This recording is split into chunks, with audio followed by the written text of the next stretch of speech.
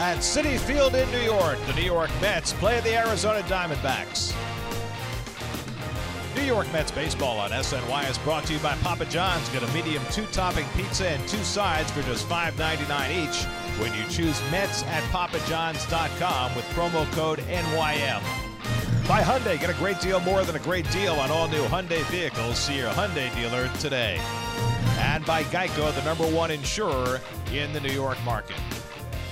And a pleasant good evening, everybody, and welcome to Citi Field. Gary Cohen, Ron Darling, Keith Hernandez with you tonight as the Mets open a weekend series against the Arizona Diamondbacks. The Mets got the worst possible news on Juan Lagares today. Lagares, who hurt his foot going into the wall on Wednesday, suffered a tear of the plantar plate in the big toe on his left foot, and he's going to undergo surgery next week. He'll be out for the year, Keith. This has a big impact on the Mets going forward. It certainly does, and here's the injury that occurred here, crashing against the wall. The Mets, who once had, coming out of spring training, had a glut of outfielders vying for playing time. Now it looks like Mickey Callaway stated in the pregame interview that he is going to have to run with this outfield. Cespedes down, now Lagares. The only bright side out of this, I feel so bad for Juan. He was having such a good year, 339, really doing well and earning a spot in the lineup. It's tragic. But anything, Conforto is going to get playing time, and he needs to play, so maybe this will be good for Michael. Mets have an all left-hand hitting outfield, and Mickey Callaway said they're going to play even against the lefties. Meanwhile, Jacob deGrom, who hasn't had a full start in 3 weeks, goes back to the mound today after that odd one-inning start in Philly. You know, it's interesting to me how he's going to reboot his season, because he's probably pitching the best he's ever has in a Mets uniform, but he had that one start stopped after 4 innings with a hyperextended elbow, a stint on the DL, and of course his last start, which was unique in its own way, 1 inning and 45 pitches. He said he did not have his command. We'll see if he has it tonight. For the Diamondbacks, curveball specialist Zach Godley has had trouble with his curveball lately. Well, he has. He is Mr. Curveball. He's a guy who throws it over 50% of the time. If it's working, it's hard to hit. Mets had trouble with Godley last year. He'll try and get back on track tonight. The Diamondbacks in first place, but like the Mets, they've been struggling lately. Mets and D-backs, all the action coming your way on SNY.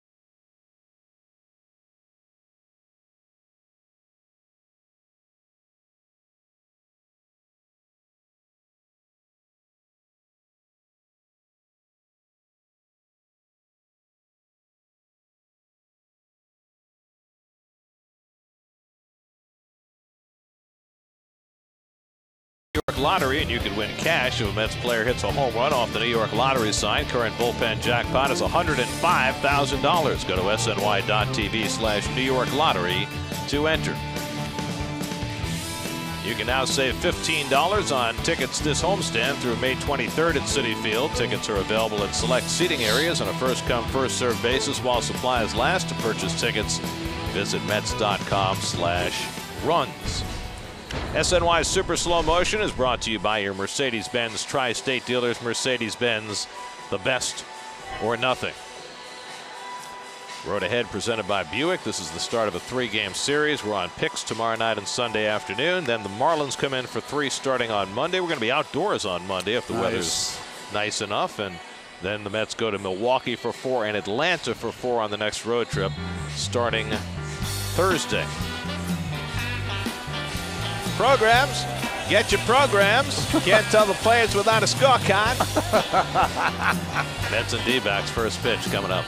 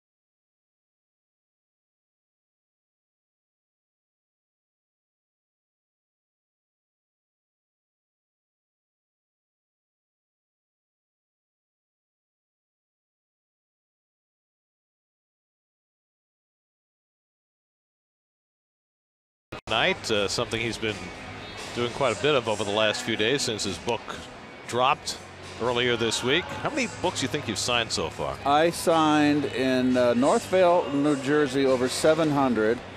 Last night in Huntington, Long Island, I signed well over 600.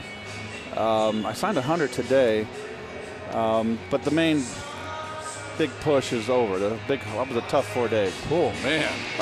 When you say tough, what did you mean by that? Exactly? I did morning shows, radio and TV, so it was always a 5 o'clock, 5:15 wake-up call.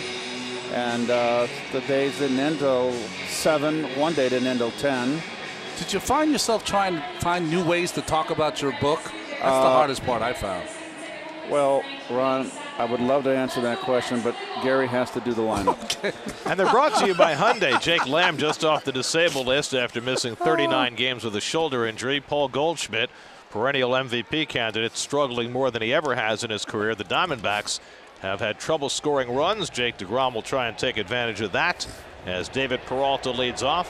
And deGrom's first pitch of the night is fouled back, and we start where we left off in his last start when he gave up 20 foul balls in the first inning. You know, those Toyota numbers don't tell. That was really the story of that first inning. Yes, 45 pitches, but not any pitches that were putting away the hitters. In a Diamondbacks lineup that has struggled, David Peralta has been a real bright spot. Remember, they lost A.J. Pollock a few days ago with a fractured hand, and he's going to be out 4 to 8 weeks. Good changeup by deGrom to get ahead 1-2. I got to think deGrom is really going to be hungry tonight after that one inning in Philadelphia. I was on my way to the dry cleaners. I parked my car ready to get out, and that inning I wound up being in my car for around 15 minutes. That's right, waiting for Dan. Listening to Howie. Bouncing ball for Cabrera to handle, and deGrom's got the first out of the night. And your Lexus Mets defense, Devin Mesoraco, has made a nice impression so far. I think that's an excellent pickup. You're going to see more time with Flores out there, and Gonzalez is going to get a lot of playing time now with the injuries. The outfield, Mickey Callaway, he's going to run with this group right here.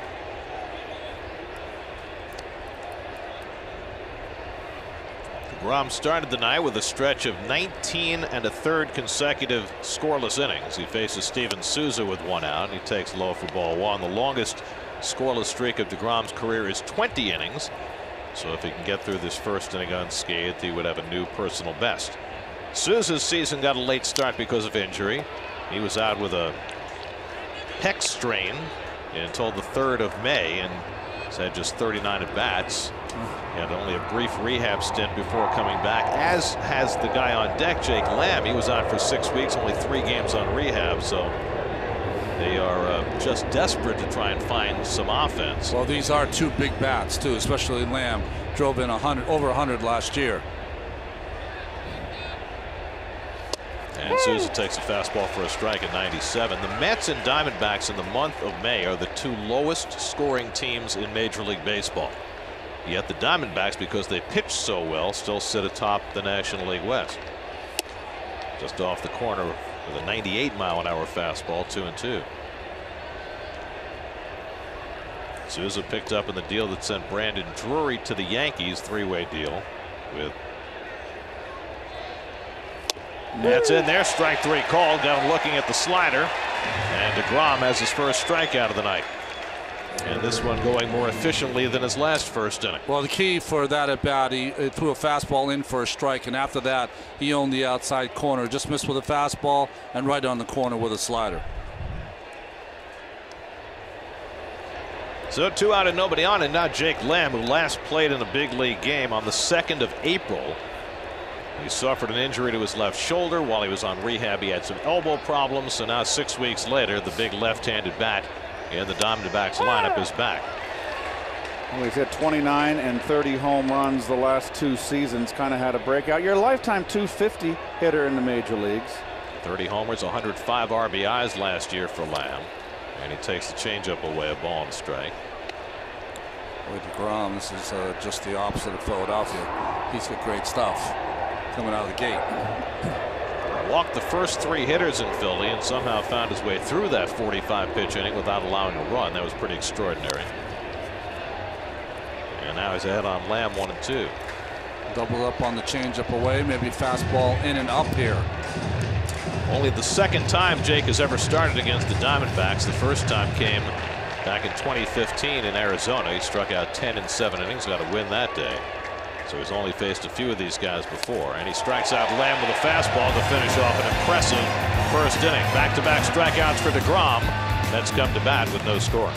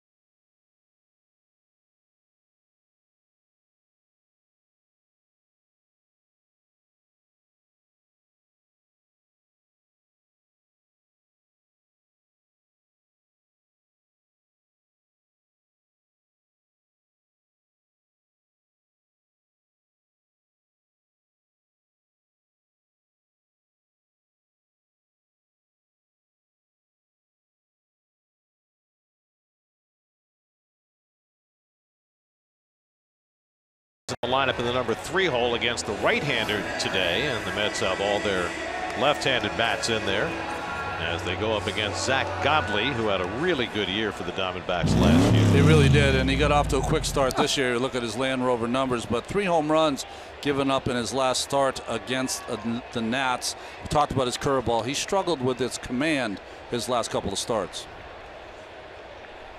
Brandon Nimmo, who accounted for the only Met run on Wednesday with a 9th inning home run, his 2nd of the year.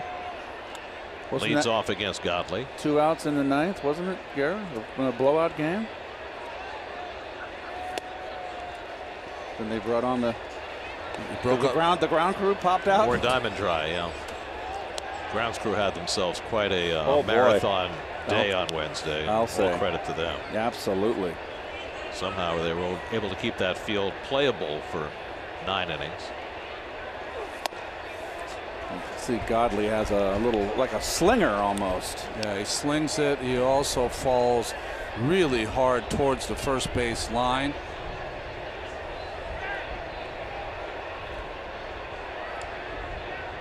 It's been walking a lot of people this year. His walks are up, his strikeouts are down. He's behind 2-0 on Nimmo, and he crowds him and misses, and it's 3-0.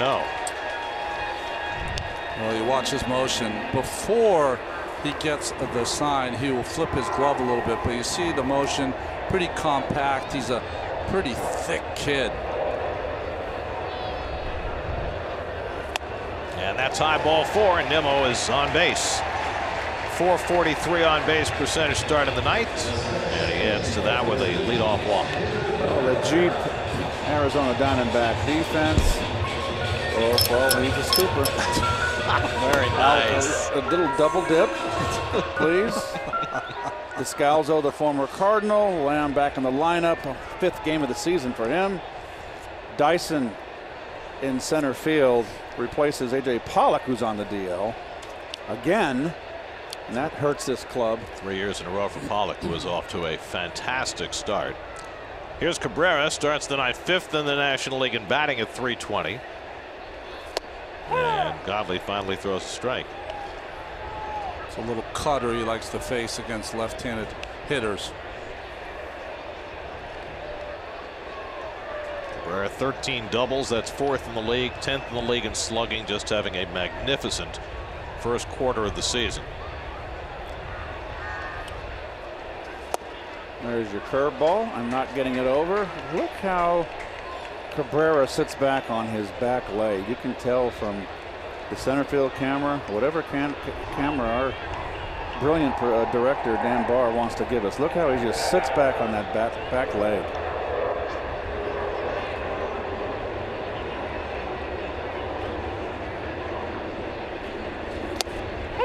And so basically what you're saying is he's already got his weight transferred back and only has to come forward, as opposed to some guys will go back and then forward? Yes, he's really got his weight back, so the transfer is forward with him, but it also anchors in his back foot.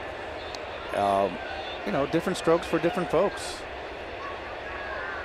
He's hitting .320. Yeah, it's working. 1-2 coming, and he slaps one toward the hole. Marte on the backhand, and the throw gets away. Nimmo's up and going to third. And the Mets have runners at the corners and nobody out. You know, Marte had the play at second base, but the connection with Descalzo did not go cleanly. They're going to give a base hit here, but the guy is a clear force out. Descalzo's got to make that catch. I know he had a long way to run, and here you go with the shifts. Oh, that's got to be an E4. It's got to be an error. And it is. And Descalzo had a long way to run, but when you have you can't get 2, you got to make sure that you make the catch. And that was a tough throw. So it'll be an assist for the shortstop, an error on Descalzo, putting runners at the corners with nobody out for Wilmer Flores. Wilmer had 2 doubles on Wednesday, trying to break out of a slump, and he takes a curveball for a strike. Now, in past years, Wilmer has been proficient at hitting lefties, not so much against righties. This year, he's hit much better against righties, and so Mickey Callaway leaves him in the 3 spot tonight against the right-hander. And a chance to produce in the first inning.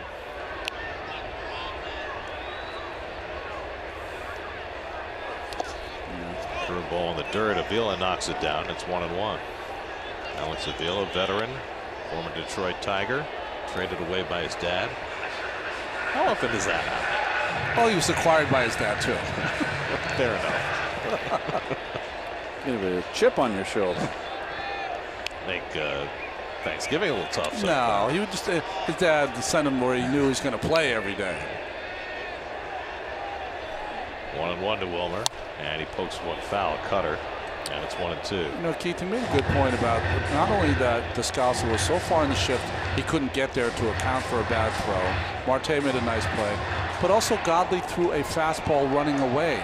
Where is Cabrera going to hit that? He's going to hit it opposite the shift.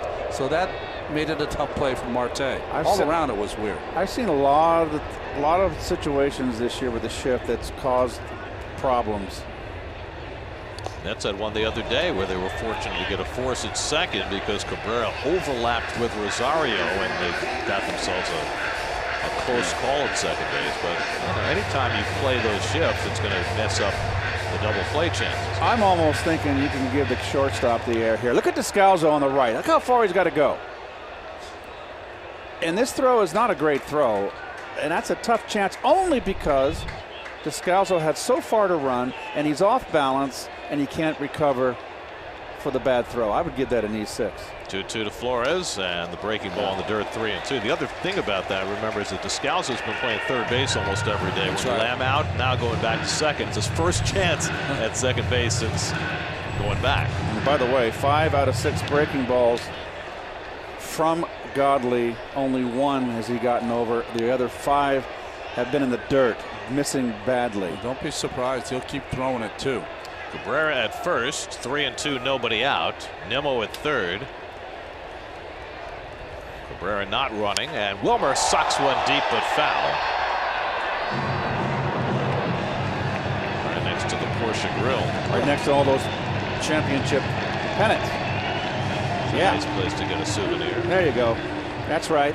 Those are your Mets. The blue and orange. I think Dan's trying to center on 86, Keith.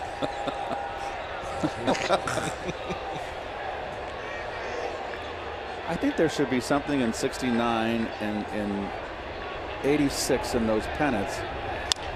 Grounded down to third. Lamb is going to have to go to first with it as a run comes home, and the Mets have a 1-0 lead. I think Lamb thought about throwing home, but maybe didn't have an angle with Nimmo running. Yes. And so it's an RBI for Flores to bring in the first run of the game. And he still had to play it to get the lead runner. But I think once he looked home, he might have lost it. He still. Oh man, that's just. I mean, that makes sense to you that he looked home first, and then yes. By that time felt he didn't have a play at second. All right, plant, and look at all the footwork. The footwork is not there, and the runner is now in scoring position. Runner's blocking the path. Okay, I'm not going to throw it home, and then it just seems like okay, I went to plan C instead of plan B, which is the force out. So 1-0 New York, and now Jay Bruce takes one outside. First time Lamb's been out there in a long time, too.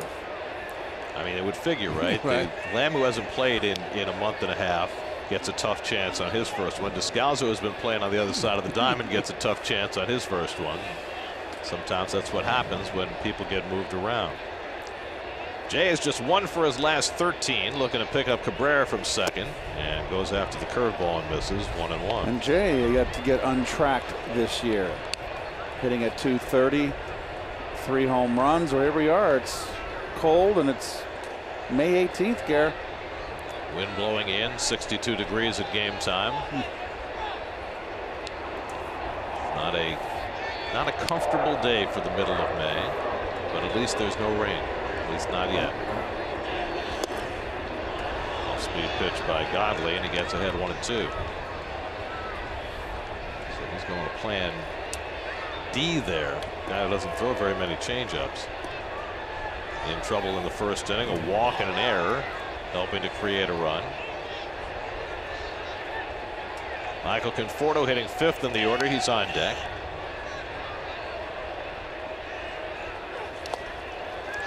Curveball in the dirt. Yeah. That's 2-2.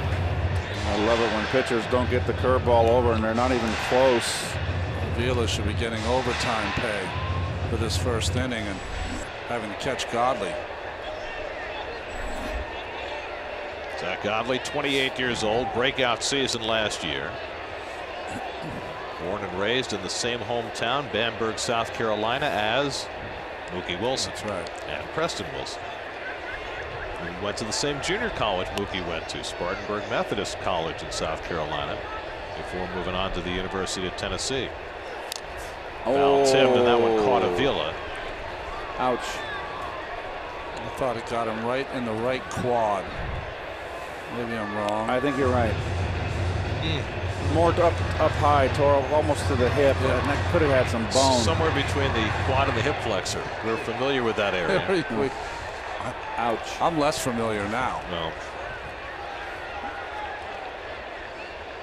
Ooh. Well, no padding there. Catchers are tough, all of them.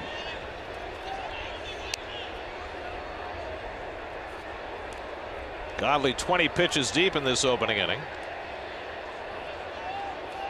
Trying to fight his way out of a slump, but the first inning not going easily for him. And he misses with another curveball, and it's 3-2 to Bruce. I mean, that's his money pitch. He throws that curve 39% of the time. That's the second highest percentage in the major leagues, behind Lance McCullers, who throws it nearly 43% of the time for Houston. That's Torey Lovello, the National League Manager of the Year last year. Brought the Diamondbacks to the postseason last year. Won the wild card game from Colorado.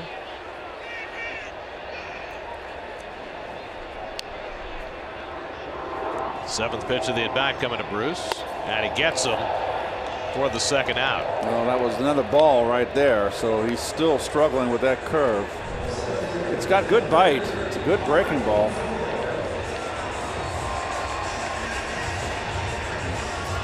As I would be saying on the bench, make him get it up. So Godley has his first strikeout, 2 out of the inning, and now Michael Conforto. Michael coming off an 0 for 4 day Wednesday, but an 0 for 4 where there were 2 brilliant plays made against him. Most notably the play Kevin Pillar made back on the warning track in right center. And he takes a curveball for a strike. But Michael's season numbers are not pretty. 100 at bats into his year now. He's hitting at even 200 with only 3 home runs. Well, he's going to get playing time now against left-handers, playing every day, and I think that's going to be good for him to get a rhythm and get untracked. That's line to left center, base hit for Conforto. Here comes Cabrera around third. He'll score. Bobbled briefly by Peralta. Conforto holds at first with an RBI single. The Mets have their first hit of the game, and they have a 2-0 lead. Love that he used left center field. Hanging curveball. Up and out over the plate. Actually, almost might have been out of the strike zone. And doesn't try to pull it into the left center field gap, and the flub by Lamb at third base gets that runner in scoring position. The Mets have 2 runs on the board. So now Adrian Gonzalez with Conforto at first with 2 out. Adrian's been probably the Mets' hottest hitter over the last few weeks. Over the last 16 games, hitting .351.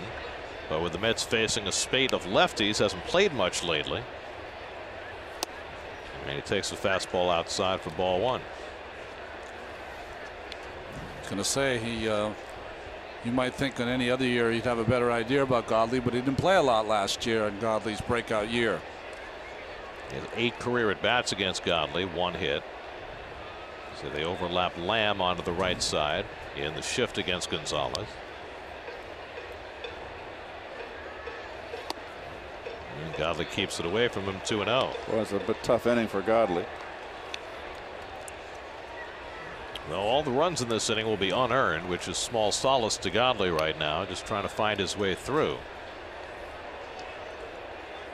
Devin Mesoraco would be next. 19 more to catch deGrom.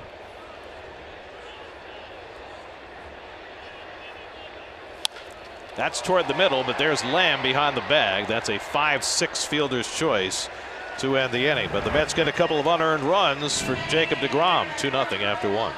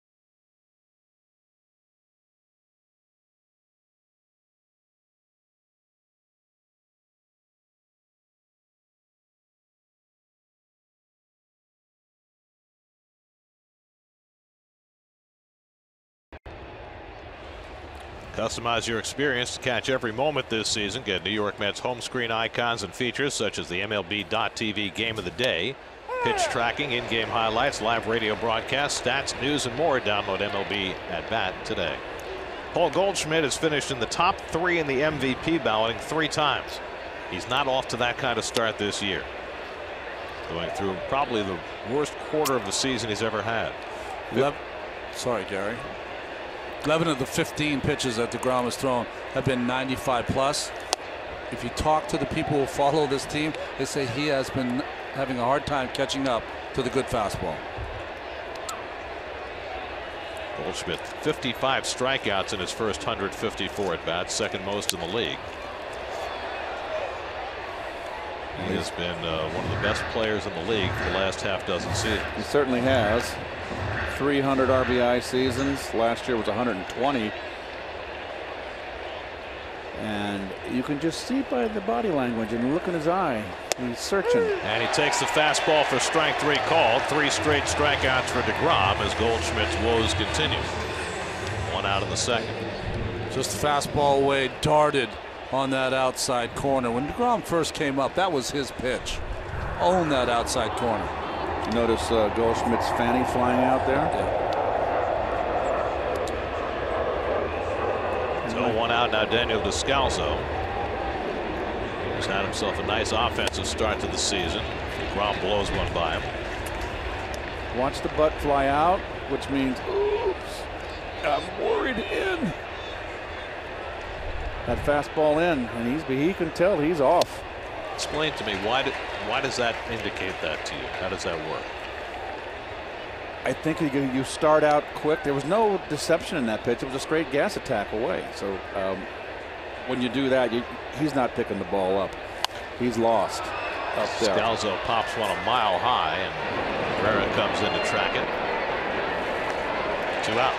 And coming in, we've heard that they've been getting Goldschmidt out inside, pounding him in, and he hasn't been, like Ronnie mentioned, hasn't been able to get around on the good fastball. When you start getting worried in, and it just like a snowball effect. So we're seeing him for the first time, but this has been going on for quite some time. When you get worried in, you start too quick, and oops, that fastball away is right by you. Here's Ketel Marte, the Diamondbacks shortstop. Marte, 24 years old. They signed him to a long-term deal to take him through his arbitration and into free agency, 5 years plus 2 option years. So they are high on him. They got him from Seattle with Taijuan Walker, who's out for the year with Tommy John surgery. That was the deal that sent Gene Segura and Mitch Haniger to Seattle. Marte played a big part last year down the stretch, being their everyday shortstop as they made their run towards the wild card. Hit 260 last year, off to a slower start this year at 226, but deGrom's stuff looks just fabulous so far tonight. Yeah, it's electric. He's retired the first 5 without the ball leaving the infield. 1-2 coming to Marte, and it's upstairs. Couldn't get him to chase. This might be the ugliest road uniform in baseball. Horrible. I don't know who thought this was a good idea. I think they were out in the desert too long. They needed to get any air conditioning. And they introduced these things, was it last year or the year before? These dark gray 2 years road ago, uniforms. I think. And I don't. Somebody obviously likes them because they still have them. Can't even say it's battleship gray. That's drilled to right center field. Over in the gap comes Bruce, and he makes the running catch. Got it right in the pocket to retire the side. Terrific jump by Bruce, who grimaces. He's got that plantar fasciitis, no matter there. He robs Ketel Marte of an extra base hit. Beautifully done by Bruce. 6 up and 6 down for deGrom.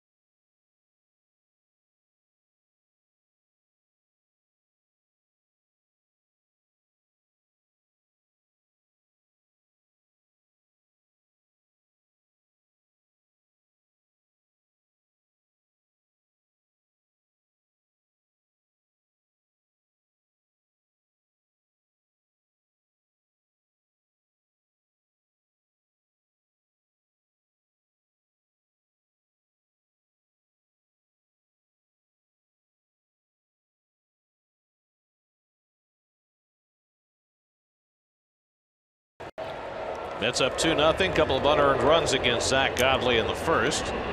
Devin Mesoraco leads off the home second, his 5th start for the Mets.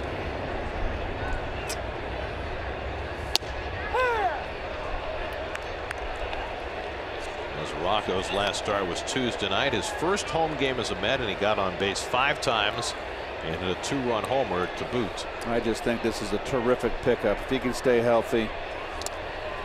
Well, you know he's got the ability to hit home runs. He hit 25 of them his all-star season in 2014 before all the injuries hit. Right, that year he led the catchers and all catchers in the National League with home runs and RBI. With 84, and then all the injuries came. Big old barrel-chested kid. He's strong as an ox. I mean, anytime you can get rid of a pitcher you don't want on your team and get a everyday starting player, that's pretty good. And, you know, nobody knew what to expect from Mesoraco this year, and basically hurt 3 seasons in a row. But talking to Devin, he said this past winter was the first time he ever got to prepare for a season in the last 5 years. Instead of rehabbing injury. Yeah. So he was able to do the due diligence that he wanted to get his body ready for a full baseball season. We'll see if it pays off. As ball 4, and Godley for the second straight inning has walked the leadoff batter. Time a cutter in the dirt on 3-1. And that'll get deGrom to the plate, and this works out because I think the Mets still don't want deGrom swinging the bat. Never got a chance to come to the plate in his last start because of that 1-inning stint. But with the hyperextended elbow having been initially incurred swinging the bat, I think they prefer that he bunt, and he'll almost certainly be doing that here.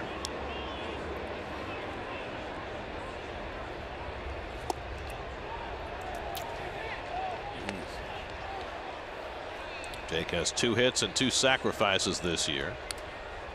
Look, like most times when you have a catcher on first base, Mesoraco can run pretty well for a big sturdy guy.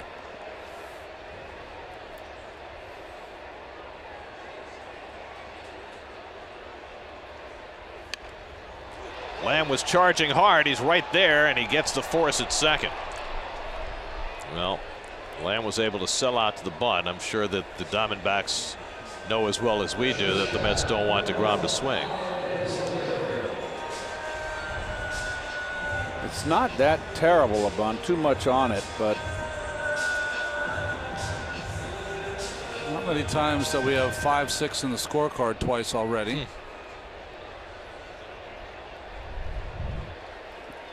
So deGrom at first with 1 out. Now Ahmed Rosario, and the signs have certainly been pointing up for Ahmed at the plate. Last 10 games hitting .344, up to .254 for the year.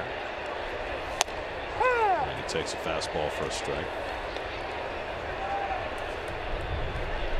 he seems to have been unfazed, Ahmed, hitting .230 for much of April, and he keeps swinging that bat, and he's on a nice little run right now. Chops one to short. Marte gets the out at second. The relay not even close. So it's a 6-4 force play for the second out. Rosario aboard. Get to Citi Field for Star Wars night tomorrow when the Mets take on the Diamondbacks. The first 25,000 fans in attendance will receive a Star Wars night Mr. Met as Han Solo bobblehead, courtesy of Citi. Purchase tickets at Mets.com/tickets. Well, Rosario has 1 steal in 4 tries. This would be a pretty good spot to steal one with 2 out. Good call. Nimmo walked and scored in the first inning. How about this? Nimmo with that walk in the first inning. Leading off games in his career. First inning, lead off. .542 on base percentage in the first inning. Put me third in that lineup. Give you plenty of RBI chances. Get you that game-winning RBI right in the first inning. There you go. All-time leader in that category.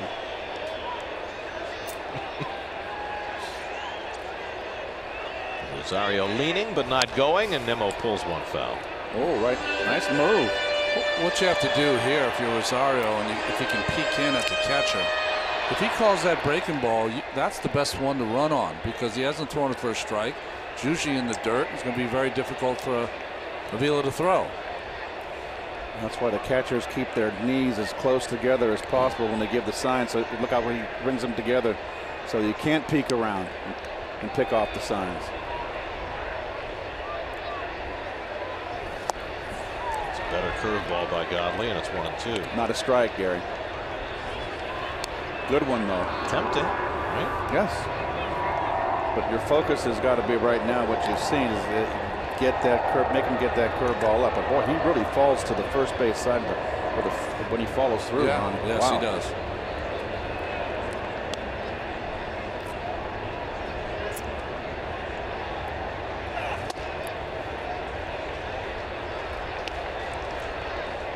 I think that's how he gets really the torque on his curveball. He kind of just, as he's throwing it, pulls the ball and himself towards first base. Greg Holland a little bit? Greg Holland does that, yeah. There goes Rosario, but Nimmo strikes out on the curveball, and that ends the inning. Second strikeout for Godley. After 2-0 New York. That was a good one.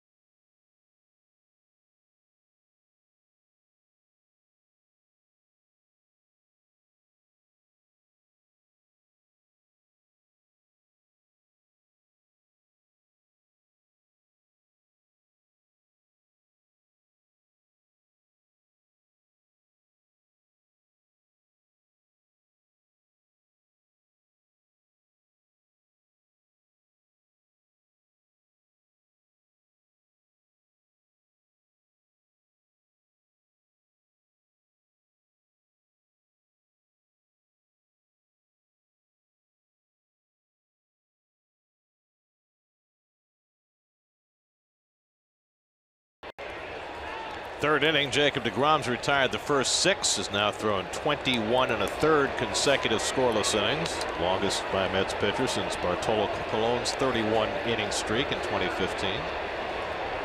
Alex Avila leads off in the 3rd for Arizona, having a very rough start to his season offensively, but he lines a base hit, the first hit of the night for the Diamondbacks. Avila snaps an 0 for 15 stretch with that base hit. Well, Steve Gelbs has the weekend off. We are very pleased to have Justine Ward joining us on the broadcast this weekend. Let's head to the Porch Grill to Justine, whose report tonight is brought to you by Porsche. Justine? Hey, Gary. Well, Jacob deGrom told me he really did not want to overanalyze after his start on Sunday. He said he learned from a couple of tough outings last May where he felt he watched the video a little too much, really looked at his mechanics also too much. So this time he said, I didn't want to overthink it. I didn't prepare any differently. Very nice. Bravo. I love to hear those things. I think that sometimes one of the things that players never do, which they should do, they should study their at-bats or when they're pitching when they're going great. You only study the video when you're going bad. Never understood that. Gerard Dyson, the batter, and he pops one foul. Well, I mean, the other way of looking at it is he hasn't given up a run in almost a month, or more than a month. That's right. Why would he be looking at fixing anything? I think the one thing I would not be concerned about, but think about if I were him, is that how quickly could I get to where I was? Because he was as good as I've ever seen him for a stretch in a Mets uniform. Dyson, with tremendous speed, tries to bunt his way on. A smart play by Flores to let that roll. He would have had no chance to throw him out. I think that's the fastest I've seen the footwork with Wilmer in a while. Very good.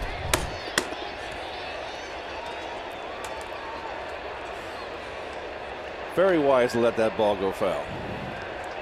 I mean, Dyson can fly. I mean, one of the fastest, maybe 5 fastest guys in the game. A big impact with Kansas City when they beat the Mets in the World Series. Last year was with Seattle, 28 stolen bases there. Hit 5 home runs at .251 for the Mariners. Signed as a free agent in February with Arizona. And now a much more important piece for the Diamondbacks with A.J. Pollock out.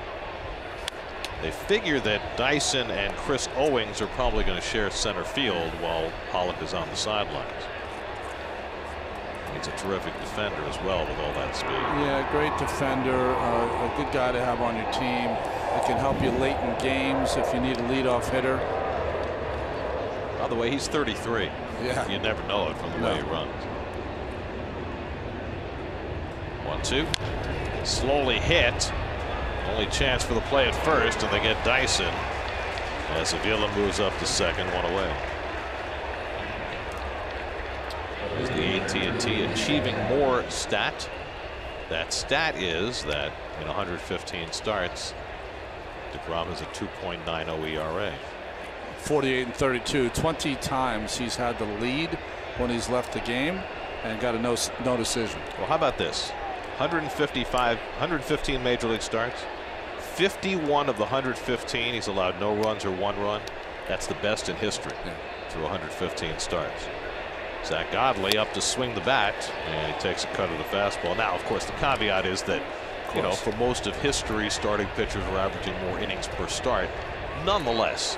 Hey, listen, all you can do is be great when you're out there. You know, he has no control on when they take him out. Well, I mean, his last start counted as one of those starts where he gave up no runs or 1 run. Exactly. By the way, speaking of starting pitchers not going deep into games, did you see what the Tampa Bay Rays plan to do tomorrow against the Angels? They have turned the table completely, haven't they?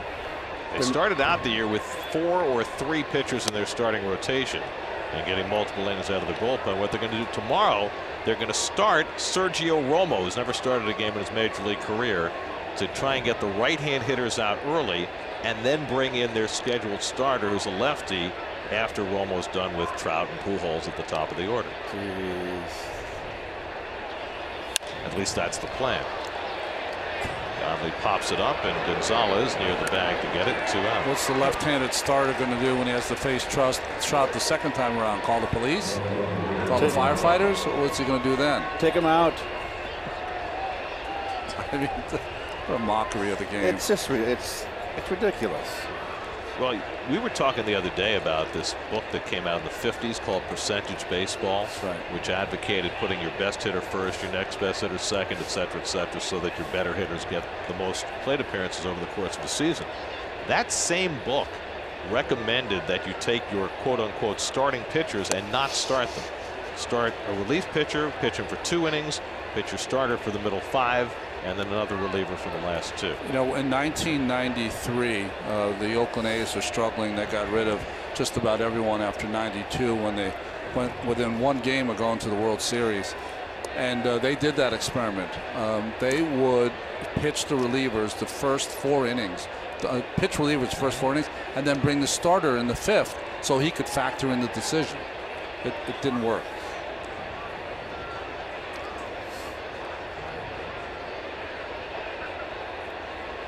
I think at this point in baseball's evolution, with starters pitching fewer innings than ever, I think anything is fair game as far as that kind of experimentation. I agree. I was telling you today that as starting pitchers become less and less relevant, and I mean as far as how much percentage of the game they're participating in, then give it to the people that make the decision at the end of the game. Who was the most effective pitcher?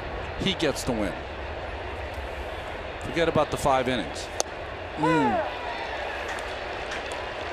to Peralta. So deGrom starts a game. He goes 6 innings. He's winning 3-0 when he leaves. One of the relievers comes in, gives up a 3-run bomb. It's tied 3-3. The Mets win late. deGrom gets the win. He was the most effective pitcher. Probably makes a lot of sense, because the rules for wins and losses were always geared around the expectation that an effective pitcher would pitch deep into the game, and that's just not the case here. I just think you open up a whole can of worms. No, I'm not disagreeing with you. I know what you're saying. Yeah. I believe the can has already been opened. Yeah, I agree. I mean, they'll find something else, Gav. Sure they will. 2-2 to Peralta with Avila at second and 2 out. And he fouls off a 97-mile-an-hour fastball. deGrom really throwing hard tonight. Yes, he hardest he's thrown all year. Yes. I just knew he'd be determined tonight after that. My question would be, how far can he go? I mean, he hasn't had a full start in 3 weeks since the game in San Diego, when he went 7 1/3. Since then, he had the 4-inning start, then the DL stint, then 1 inning. So it's been 3 weeks since he's had a full start. So can he get, you know, to 9,500 pitches today? 2-2 coming. And a foul tip. I think this is my guess. I think he's going to be around the 90 pitch mark is where I see him being looked at by Callaway and Island. Well, only 10 foul balls so far today after 20 in the first inning in last Friday's game.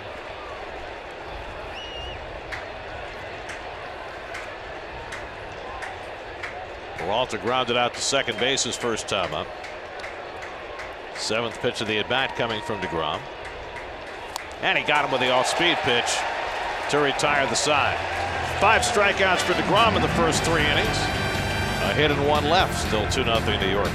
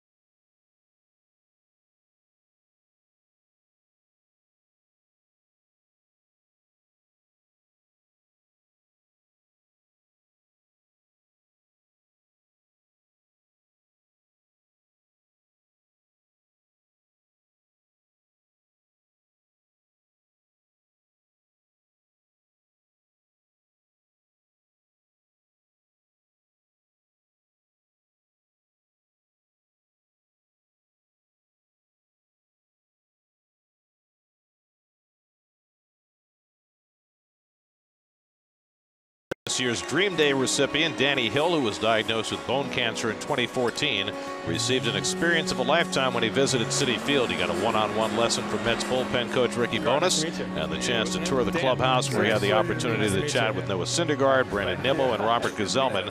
Earlier today, Danny returned to City Field to throw out the ceremonial first pitch. Nice. Did you try to throw a hook there? No, a little cutter. Backdoor slider, I thought. Great story. Good for Danny. As Drupal Cabrera leads off in the bottom of the 3rd against Zach Godley and pops the first pitch up in foul ground. Lamb coming over for a look while he runs out of room.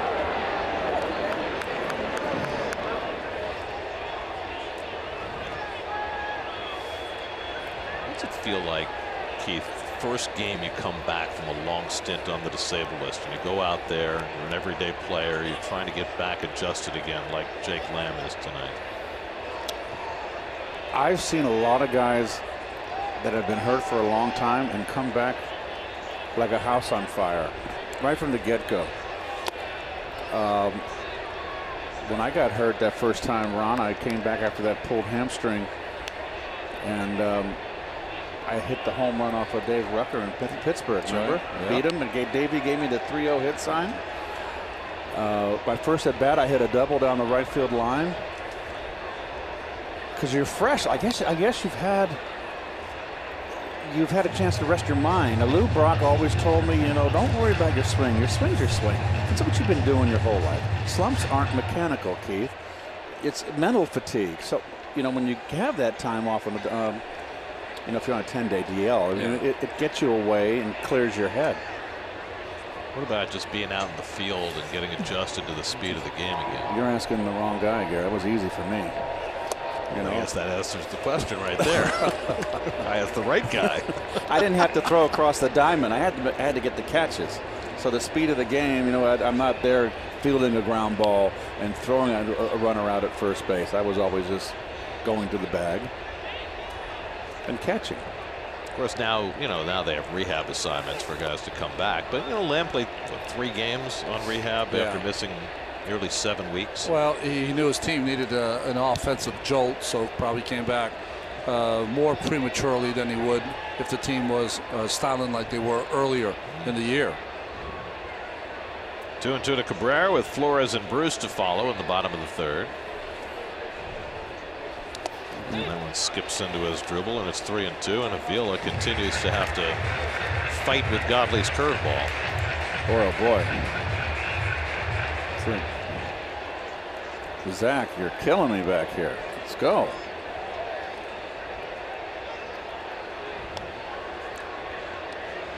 Cabrera hit the ground ball that resulted in the error that opened the door for the Mets in the 1st.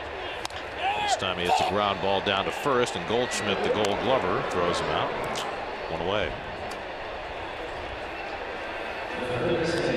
Funny, Godley does better on behind in the counts, throwing his curveball over, than he does when he's got the count in his favor, because he's trying to throw the best curveball that's ever been thrown in the history of the game, as opposed to relaxing and spinning the ball up there. And it's easy for him to cover first base because he's halfway there when he releases the pitch. That's a good call. 1 out and nobody on. Here's Wilmer Flores, who drove in the first Met run with a ground out.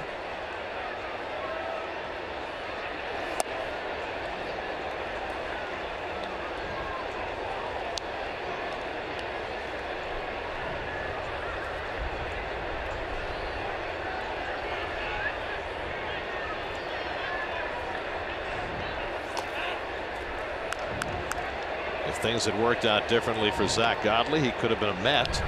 Mets drafted him out of high school in the 50th round. He turned it down and went to college. What round? 50th. Well, he wound up being a 14th round pick out of college to the Cubs. Cubs traded him in a deal for Miguel Montero back in 2014. Jay Bruce on deck. See if Wilmer's swinging 3-0 here.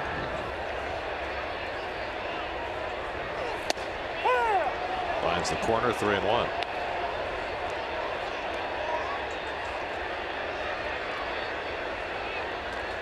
You're saying if you draft him in the 50th round, the good move is to go to school? Yes. There's no coin down there. No big bonuses no down coin to the 50th round. Might get a 3rd walk given up by Godley, and Flores is aboard. Might get a Mets warm-up jacket, maybe. That's about it. Bag of balls. Yeah, fungo. So Godley hurting himself with bases on balls. 3 of them in the first 2 1/3. No, he doesn't know what a fastball is. 3-1 or 2-0. I'll guarantee you that. He's getting himself in trouble with it. And sooner or later, that catches up with you. It's interesting for an umpire. Vic Carapazza, he's a guy that is pinpoint controlling it on one side of the diamond, and another guy who you never know where the ball's going to go, right? Bruce struck out after a long at bat in the 1st inning.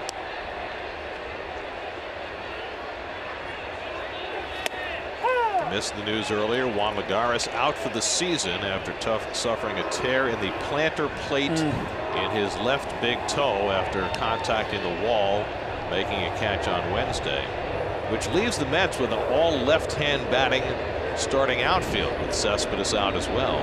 Nimmo, Conforto, Bruce, all left-hand swingers. And Mickey Callaway said before the game that he expects the 3 of them to play every day against lefties and righties. Mets are facing a very tough lefty tomorrow. There's the Lagares injury. Score was 12-0 at that point when he made that catch. But that's what he does. That's what he does. Yeah. And he's played such great defense for so long, and he's got hurt playing defense on more than one occasion. Ripped up his thumb a few years ago. Bruce strikes out on the off-speed pitch by Godley, and that's his 3rd strikeout.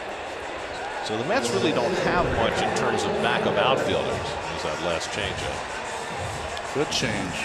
And Bruce didn't get a fastball. 2 breaking balls and a change. So Mickey Callaway was asked today what he's going to do for backup outfielders. First name he cited was Wilmer Flores, who took a few fly balls in the outfield in spring training. Phillip Evans started in the outfield the other day. Jose Reyes took some fly balls in spring training as well, but he's really not on the radar. Now, the Mets don't have another outfielder on their 40-man roster in the minors. They've got some non-roster guys like Matt Dendecker and Bryce Brentz.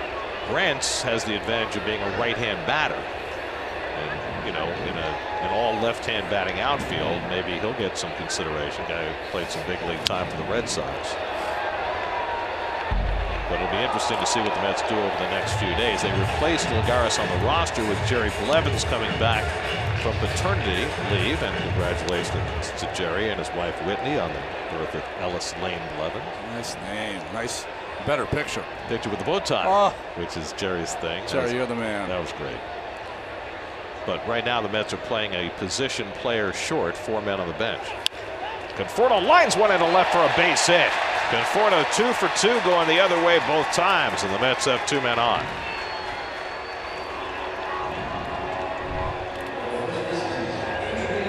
A little cutter that didn't do much. And Michael getting on top. And just working your way back. That's all. Wasn't that a spinner song? Working my way back. 4 seasons. Oh, that's right. Before the spin. That's right. You got to do a little falsetto if you're going to do that, Keith. Well, no. Frankie Valli.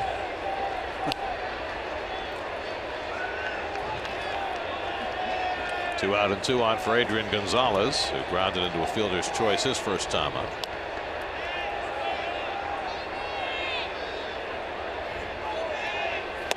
And he takes a curveball for a strike.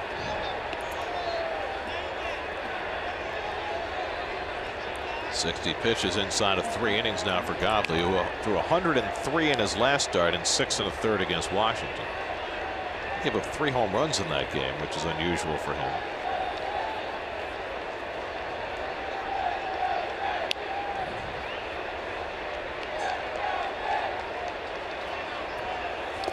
Gonzalez chases one in the dirt.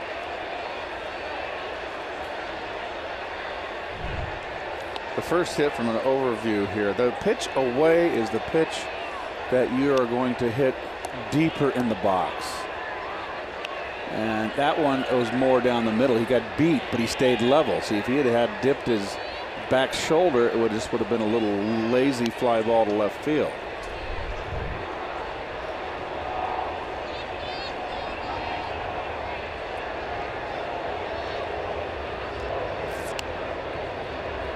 Gonzalez down to the count 0-2. And he gets him with a curveball to retire the side. Godley with his 4th strikeout, and the Mets strand 2 in the 3rd. Still 2-0 New York.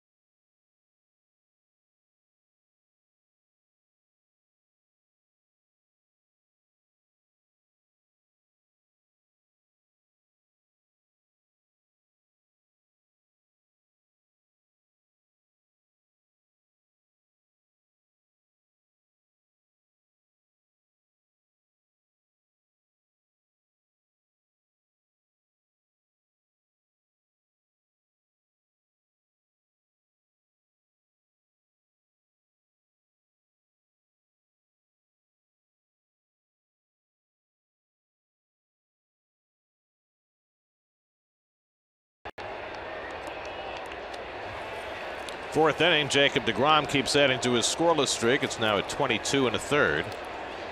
He'll take on Steven Souza leading off in the fourth inning. Souza took a call third strike his first time up.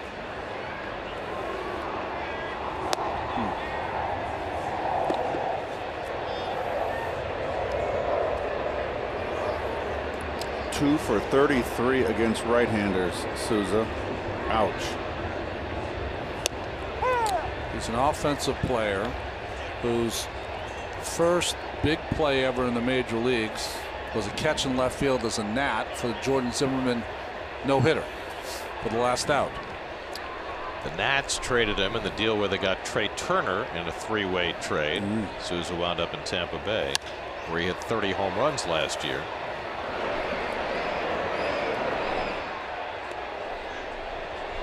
Picked up in February from Tampa Bay in the three-way deal. He's a master of the three-way deal. That sent Brandon Drury from the Diamondbacks to the Yankees. Spectrum high-speed pitch, no contest. Jake has struck out 5 tonight. Seems shaking his head, saying, you know what, that wasn't high enough. And he's made that mistake probably 3 times now already. He's got to go a little higher if he's going to go up in the strike zone. He had that issue in Philly as well. That's why he had so many foul balls. Just off the outside corner, 2-2 to Souza with Jake Lamb on deck, and then Paul Goldschmidt. Diamondbacks began the season very hot. Took over first place early in the NL West, and they've held it. And there's a good off-speed pitch to get Souza for the 6th strikeout of the night for deGrom. Second time he's gotten Souza. I think that was the change up there that Yes, he ends up throwing 2-2. Fastball away, just missed, and then comes back with a changeup. Nice pitching. Check my math. That's 5 strikeouts for deGrom, not 6. K corner. What a rush.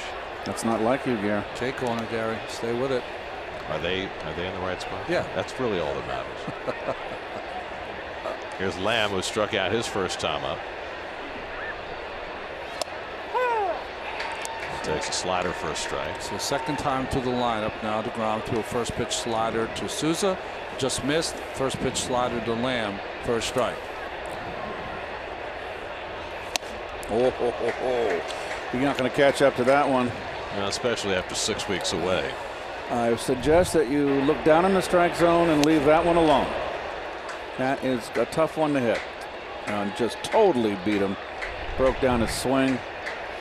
And he gets him upstairs again. 3 strikeouts in a row for deGrom, and that is now 6 for the night. There you go. Here we catch up eventually. Well, 3 rehab games against Johnny AAA is not going to get you ready for Jake deGrom. I'll tell you that. He likes the ball down. And deGrom says, oh, no, I'm not going to do that to you. So now Goldschmidt, who struck out looking his first time, takes a slider down. 56 strikeouts now for Goldschmidt. Only Trevor Story of the Rockies has struck out more in the National League.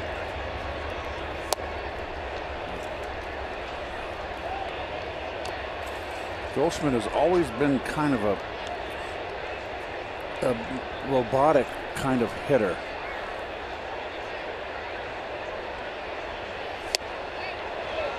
Oh boy, he's struggling. You can see it in his face. Yes, in his eyes. He is searching. Now, he struggled late last year too, which makes, I think, this a little more concerning for the Diamondbacks. Except in September, he didn't say so, but people I talked to, he was going through a little problem with his elbow. So I wonder if in September, when he was struggling, if you pick up any bad habits or anything, you know, with your swing. I don't know. Let's see if Jacob comes up and in right here. That was a very defensive swing on a ball away. Let's see if he pops him upstairs. Struck him out looking away the last time.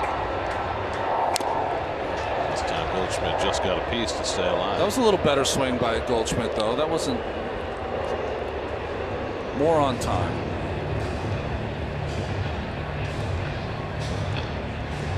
Five-time All-Star. 3 times he's finished in the top 3 in the MVP balloting. He's never won it, but he's been right in the conversation. But he strikes out again, this time on the breaking ball. And deGrom strikes out the side in the 4th inning. 7 Ks for deGrom.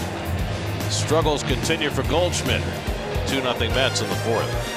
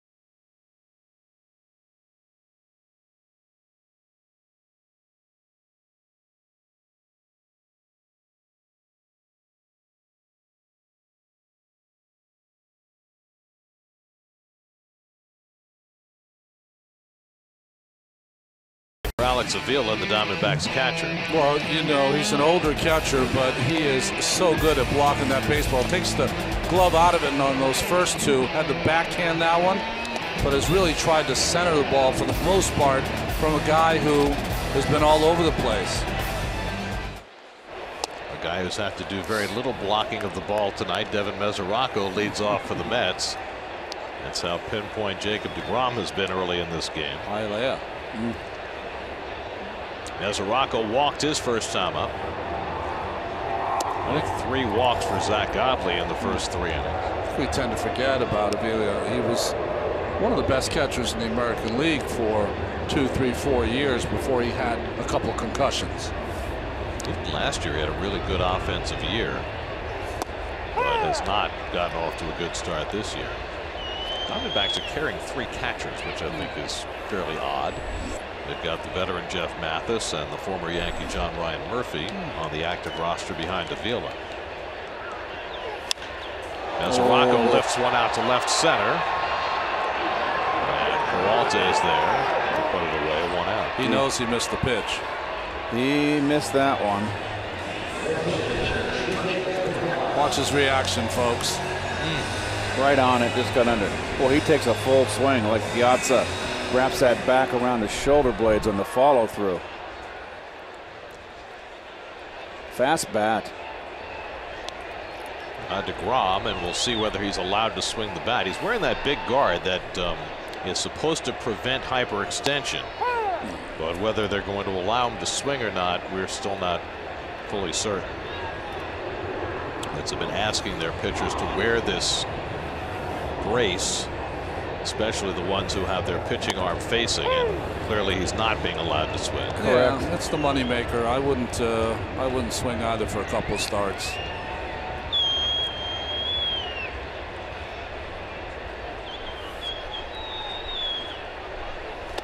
Well, the Diamondbacks haven't figured it out yet. They've still got their corners playing back. Well, this guy would be throwing all curveballs to me anyways. I wouldn't have a chance.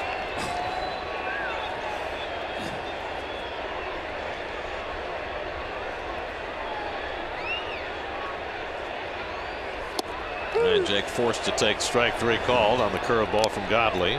That's his 5th strikeout.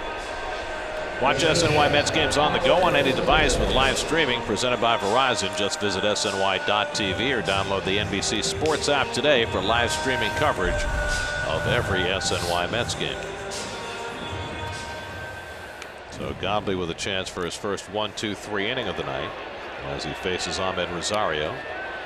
He grounded into a fielder's choice his first time up. Mets got both their runs in the first inning after a walk and an error. Flores and Conforto with the RBIs, both runs unearned. And the first pitch curveball for a strike. Probably true to form, throwing his curveball an inordinate number of times.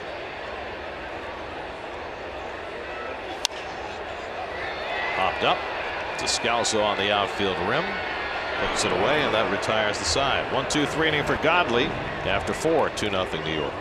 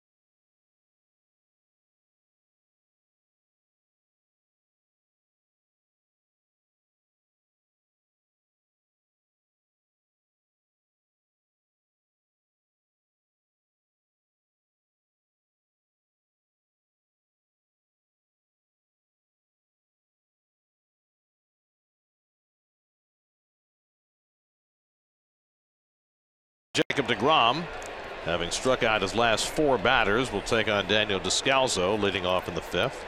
Descalso popped up his first time up. Diamondbacks have had just 1 base runner in the first 4 innings. A leadoff single for Alex Avila in the 3rd. And Descalso takes curveball for a strike. First curve he's thrown tonight. First one. Ketel Marte and Alex Avila to follow.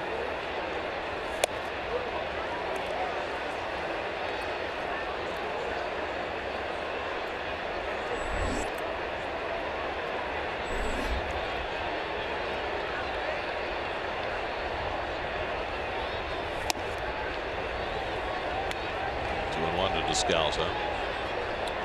A few times he's been behind in the count.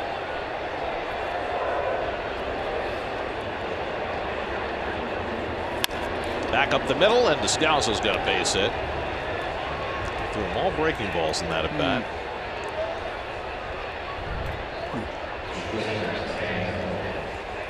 Little trying to get back door. The trouble with the back door is it's not as big a breaker as the one when you want to throw it inside or an outside corner to a right-hand hitter into a left-hand hitter. You're trying to dart it on the outside corner, and it only, there's not a big breaker. So if you miss over the plate, it's easy to track. So the D-backs have their 2nd hit, and here's Ketel Marte, who came awfully close to a hit. Jay Bruce made a very nice play going back in the gap in right center to take an extra base hit away from him. Rom starts him off with a slider up. So he's throwing a curveball and 4 sliders to start this inning. Got to always watch out for the bunt from Marte. Flores playing even with the bag at 3rd. There's a fastball for a strike, 1-1.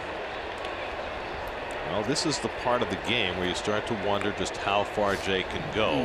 His pitch count hasn't gotten over 50 in 3 weeks. And here he is up in the 65 range.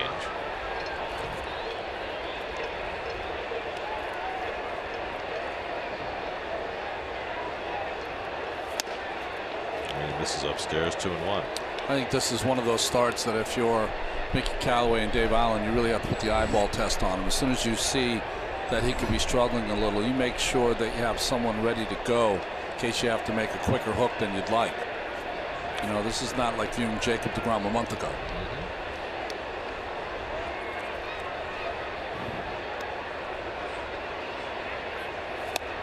Mets have an extra arm in their bullpen today, with Blevins having been activated and taking Lagares' spot on the roster.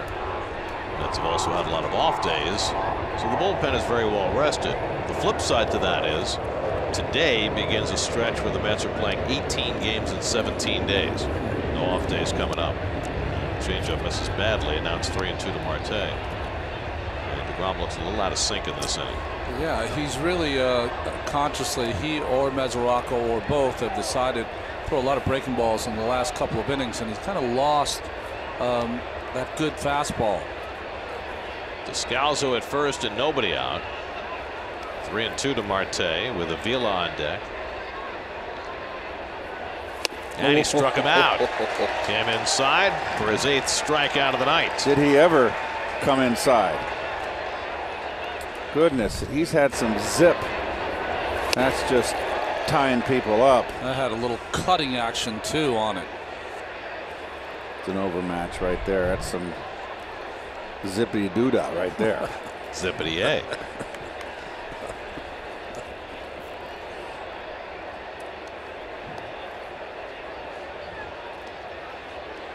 Here's Alex Avila, who singled to right his first time up.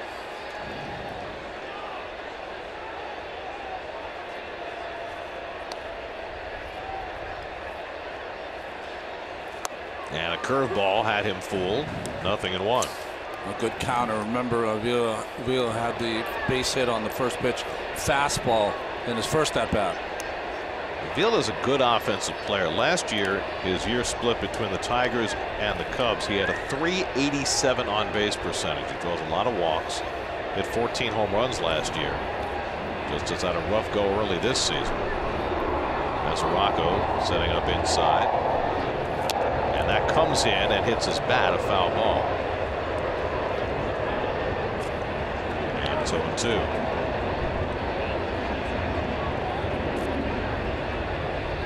Oh boy, that's got the back end. Usually when that happens, it hits the flat part of the knob.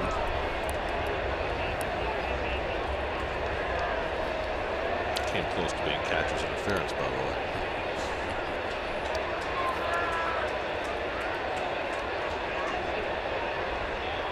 Three infielders on the right side against Avila, who's down on the count 0-2. And he struck him out. Foul tipped the fastball for the 9th strikeout of the night for deGrom, who's now struck out 6 of his last 7 batters. His fastball is overpowering these hitters.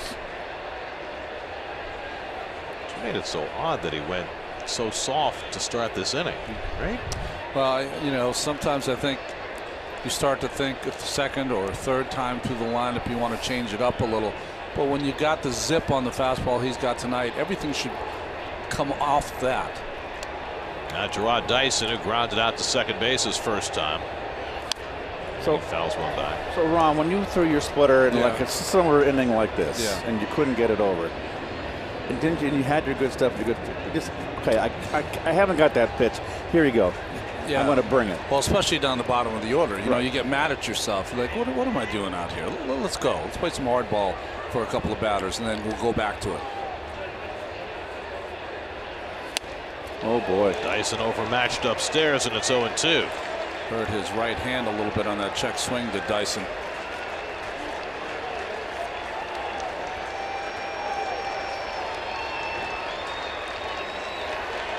Nine strikeouts in the Kip for deGrom tonight.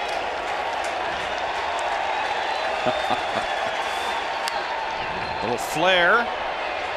Mesoraco can't get to it.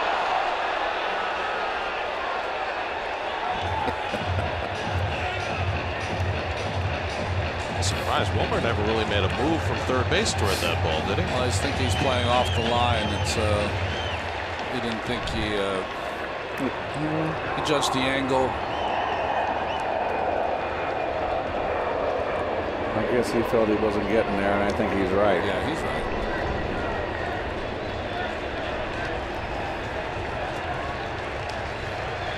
DeGrom's last 6 outs have all come on strikeouts.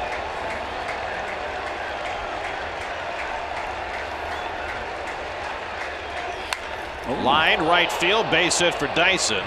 Pulling in at second is Descalzo, and the Diamondbacks have the tying runs on base.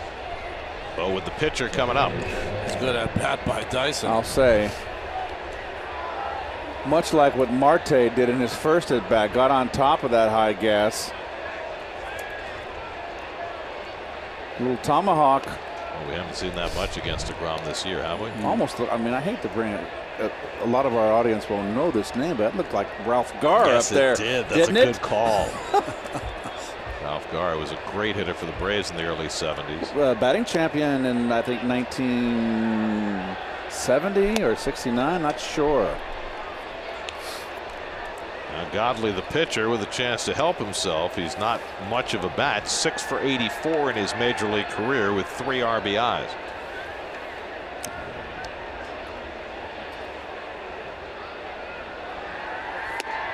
And he takes a fastball strike, 1-1. Godley popped up his first time up. Well, this has been the hardest working inning for DeGrom so far. He had allowed just 1 base runner through the first 4 innings. About to throw his 20th pitch of this 5th inning. And Godley badly fooled by the slider, and it's 1-2. Well, Godley swings the bat. And you just hope when his bat kind of finds the ball. That's a nice reaction right there.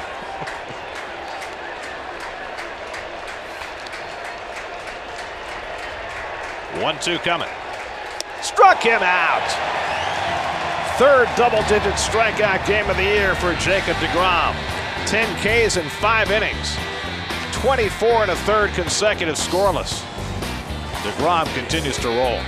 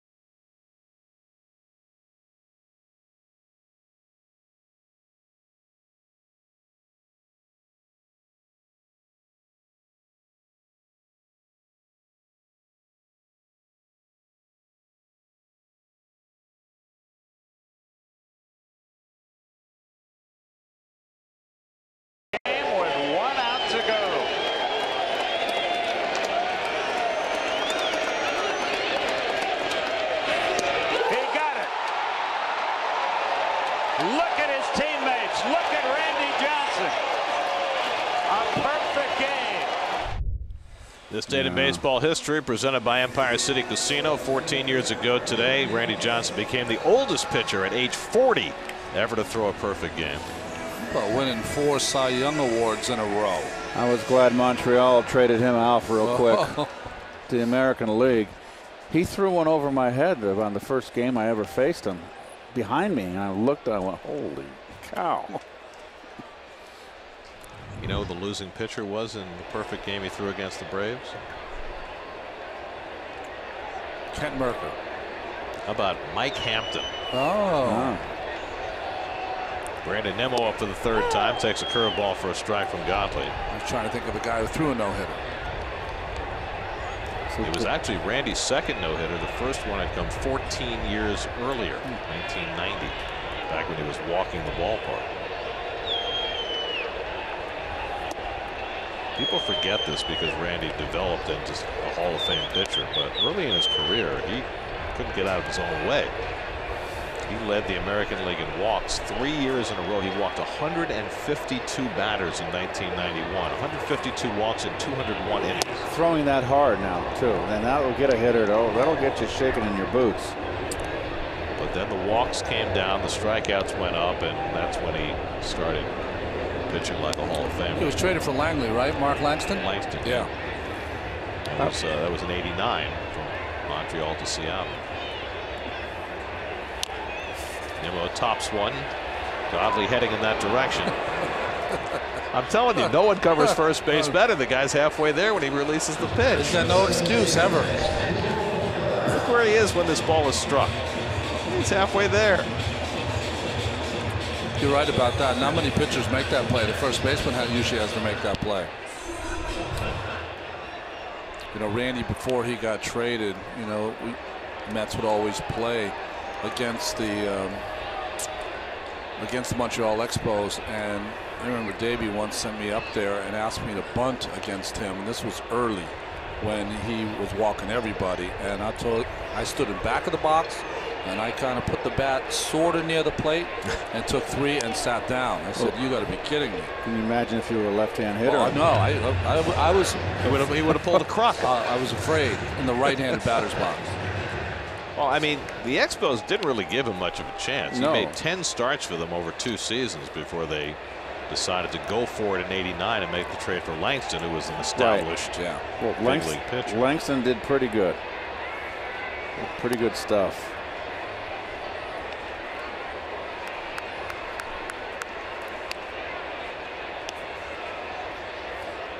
John Candelaria comes to mind, a side armor.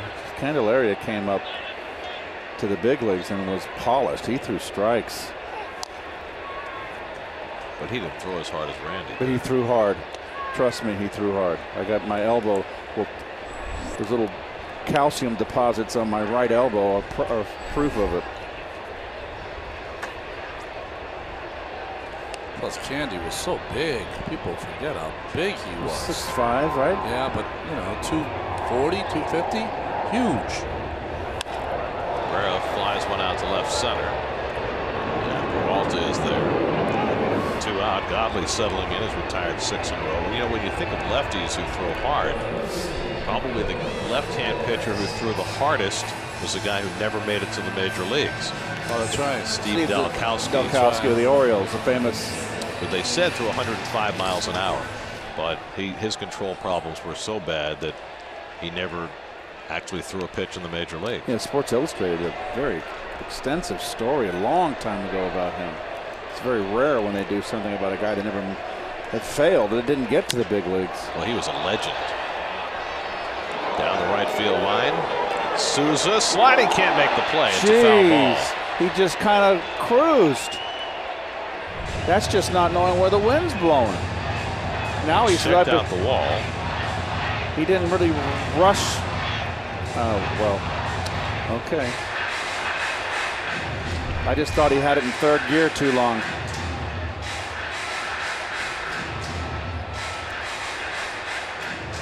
So Langston, 179 wins, 2,464 strikeouts, 7 Gold Gloves. Oh, Mark Langston. Oh, he was nasty. Yeah. So that's good, but the guy was traded for had 303 wins and 4,875 strikeouts. So true. But Rusty had Langston's pitches. yeah, he did. But really? Yes, he did. From the stretch, it was wonderful. It was wonderful, and it was still tough to hit Langston. If we can get the camera up here in the booth, guys, I can give you right to the fans real quick. When Langston had one in his stretch, Rusty said he'll go like this for his fastball, and he would go like this on his breaker ball. Oh, Western Union. Really? Yes. And did he ever change it? Did he ever realize it? Nope, never changed it. And how long was he in our league? not long. Not very long. So, and it was still tough to hit him. He had such good stuff. Wilmer's grounded out to drive in a run and drawn a walk tonight. And he hits one sharply over the bag, and that'll go to the corner. Flores eases into second base with a 2-out double. His third double in the last 2 games. No, Wilmer likes the ball in right now. Way off the plate. Turns on that one nicely.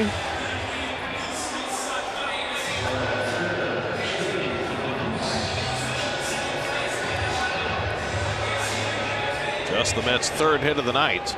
Conforto had the first 2. And now Flores in scoring position with 2 out for Jay Bruce. Has been up twice and struck out both times against Godley.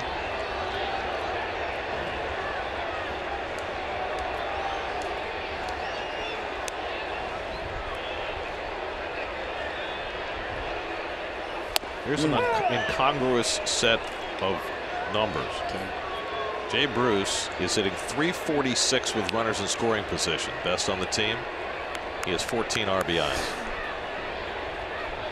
It tells you he hasn't had a whole lot of chances with runners in scoring position.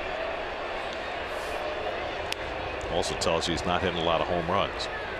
Only 3 home runs this year. Curveball down, 1-1.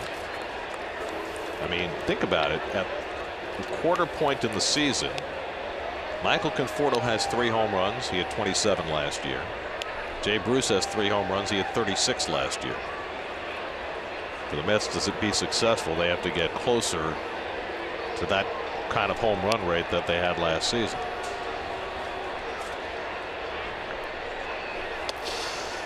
Wheel it down in the dirt again.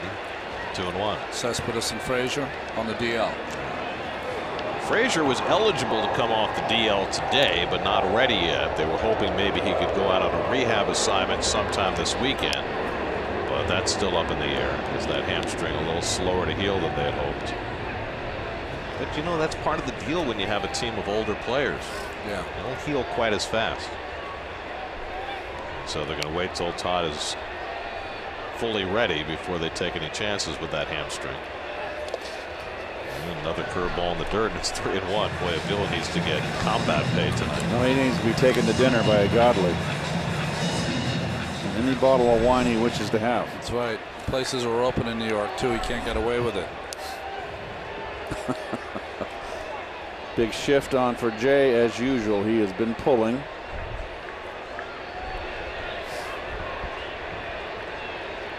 Conforto's already got 2 hits tonight on deck. We'll see what Bruce gets here on 3-1 with first base open.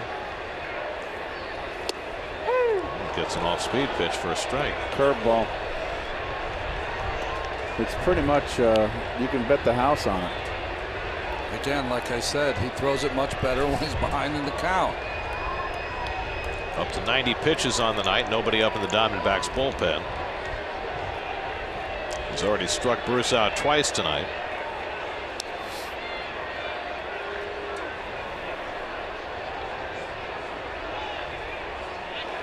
And Jay takes ball 4. And right back to the curveball on 3-2, and now the Mets have 2 men on for Conforto. That's the 4th walk given up by Godley. Well, Michael's gone the other way twice tonight. Single to left center to drive in a run in the first, single to left in the third. That's Mike Butcher, the pitching coach for the Diamondbacks. longtime pitching coach for the Los Angeles Angels. Now here's a great time for an at-bat here. You've got 2 hits off this guy on balls away outer half to the opposite field. It's a good time for 1 strike to look inside. I think you're right, Keith. I think he's going to get that cutter inside at one point. Well, Conforto trying to do something he hasn't done yet this year. He does not have a 3-hit game this season, which is amazing, on the 18th of May. Perfect time for one. Flores at second, Bruce at first with 2 out.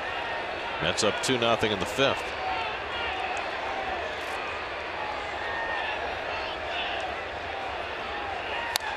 And he gets that curveball and pulls it foul. Boy, this guy, he must go to bed and dream of breaking balls. All I can think about is I want to kick the jukebox. Same What songs is that? on Oh. over and over. You're right. I mean, you as a hitter, you got to, I would not look and sell out to it all the way for the breaking ball, but certainly have it in the back of your mind you're going to get it. Oh, he almost balked. Got stuck a little bit on that rubber. Almost couldn't turn his leg enough. Watch when he goes to make the turn. Can't get that right foot turned at all. Got stuck in the rubber. He could have called it. Second base umpire Greg Gibson in position to call it if he wanted to. It was ugly enough to call it a balk.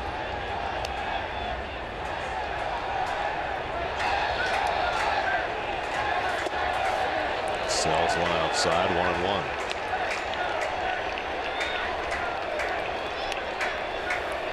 "93 pitches in the 5th inning. I mentioned Conforto hasn't had a 3-hit game. You know when his last one came? June 23rd last year. So the last 2 months he played before he got hurt last year, he didn't have a 3-hit game. And he doesn't have one in the first 7 weeks this year. He's overdue. Yes, he is. And he rockets one into right field. Now he's got a 3-hit game. Flores around third. He'll come in to score. Bruce goes to third. Michael Conforto is 3 for 3. His second RBI in the night. It's 3-0 New York. Down and in breaking ball. Too much at the plate. And really, when you're a low ball hitter, the curveball breaks right into your zone. Well done, Michael. Well done.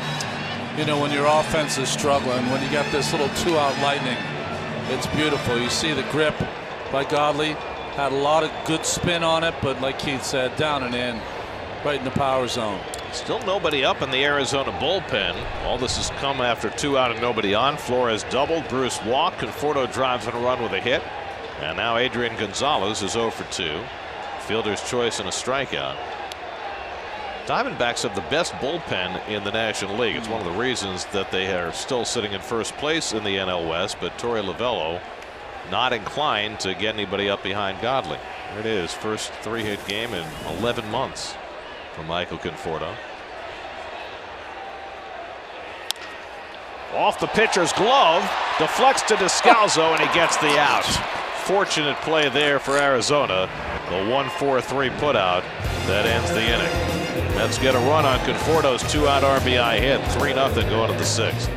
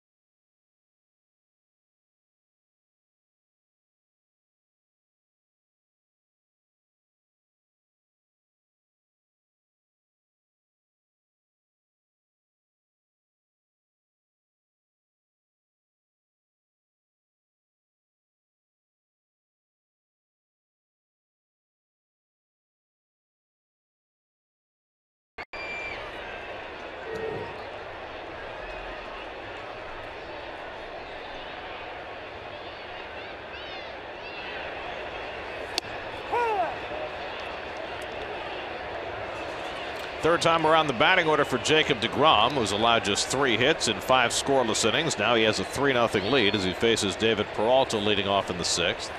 And Peralta hits one right at the plate, a foul ball. 0-2. Peralta's grounded out and struck out tonight. deGrom has now rung up 24 1/3 consecutive scoreless innings. Longest stretch for a Met since Bartolo Colon went 31 innings 3 years ago. 10 strikeouts tonight. Third time this year he's been in double digits. 24th time in his career. He's ahead 0-2 on Peralta. And he just missed inside. Steven Souza on deck, and then Jake Lamb. No action in the Mets bullpen with deGrom's pitch count the highest it's been in 3 weeks. This is with the slider, and it's 2-2. The Diamondbacks bullpen is now going. The former Met Fernando Salas is up. He's really been the only guy in that Arizona bullpen who has not been performing particularly well. I wonder if he's still throwing 90% fastballs.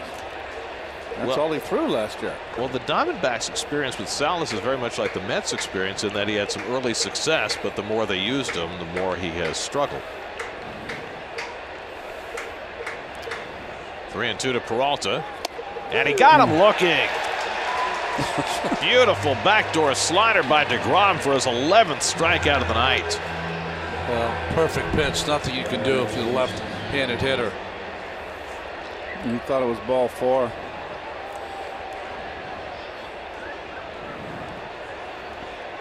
Dick Carapazza begged to differ.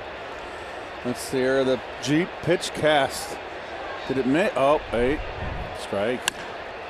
Up the middle, and Steven Souza has a base hit. After he struck out his first 2 at-bats, he goes after a first pitch slider and has the 4th Arizona hit of the night. We check in with the studio. Eamon McEnany has a game break brought to you by your Tri-Honda dealer.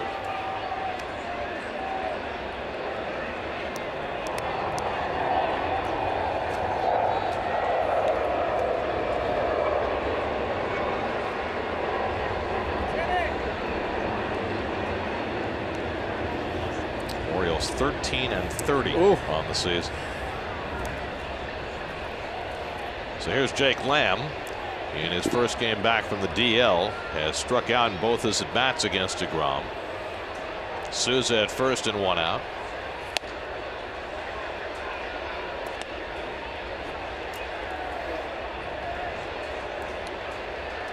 I'm a little surprised there's nobody up in the Mets bullpen. Yeah, and to me, the body language, it looks like Jake's trying to gut himself through this inning. That's drilled down the line by Lamb, and he's got a double into the corner. Souza on his way to third. He's going to be held up there and going to run through the stop sign, try to score. The throw goes to third base by Gonzalez, and Lamb is out. A comedy of errors on the bases for the Diamondbacks.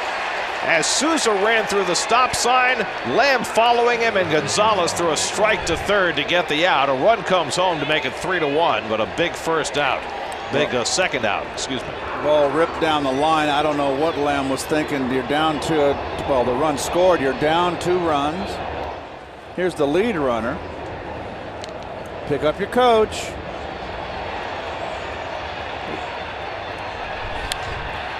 I don't know what to tell you. Goldschmidt pops one up in foul ground, and that'll go out of play. Ball is behind you like that. When you're going to third base down the right field line, you're totally relying on your third base coach. And Lamb, you're down 2 runs. He thought he can get the third on the throw, but you better make sure you get the third on that throw. Goldschmidt coming up. 3-5 on the play at third as Gonzalez made a perfect throw. Well, the Fundies are here. Oh, no, they're not. But nice backup by Gonzo. And perfect throw. Very alert. And he was out easily. Out by a country mile, we used to say. So deGrom's scoreless streak ends at 24 1/3. Now he's ahead on Goldschmidt 1-2, and he misses down 2-2. That was a nice backup by Adrian Gonzalez. Yes, it was. Cabrera should have been out a little further, Keith. Another 5, 6, 10 feet or so. They really were close together. which I agree. ended up working in their favor. It did, but it shouldn't have. Right. Goldschmidt strikes out for the 3rd time. That's an even dozen for deGrom, 1 shy of his career high. Mets get a break on some bad Arizona base running as the Diamondbacks get just the 1 run. 3-1 Mets in the 6th.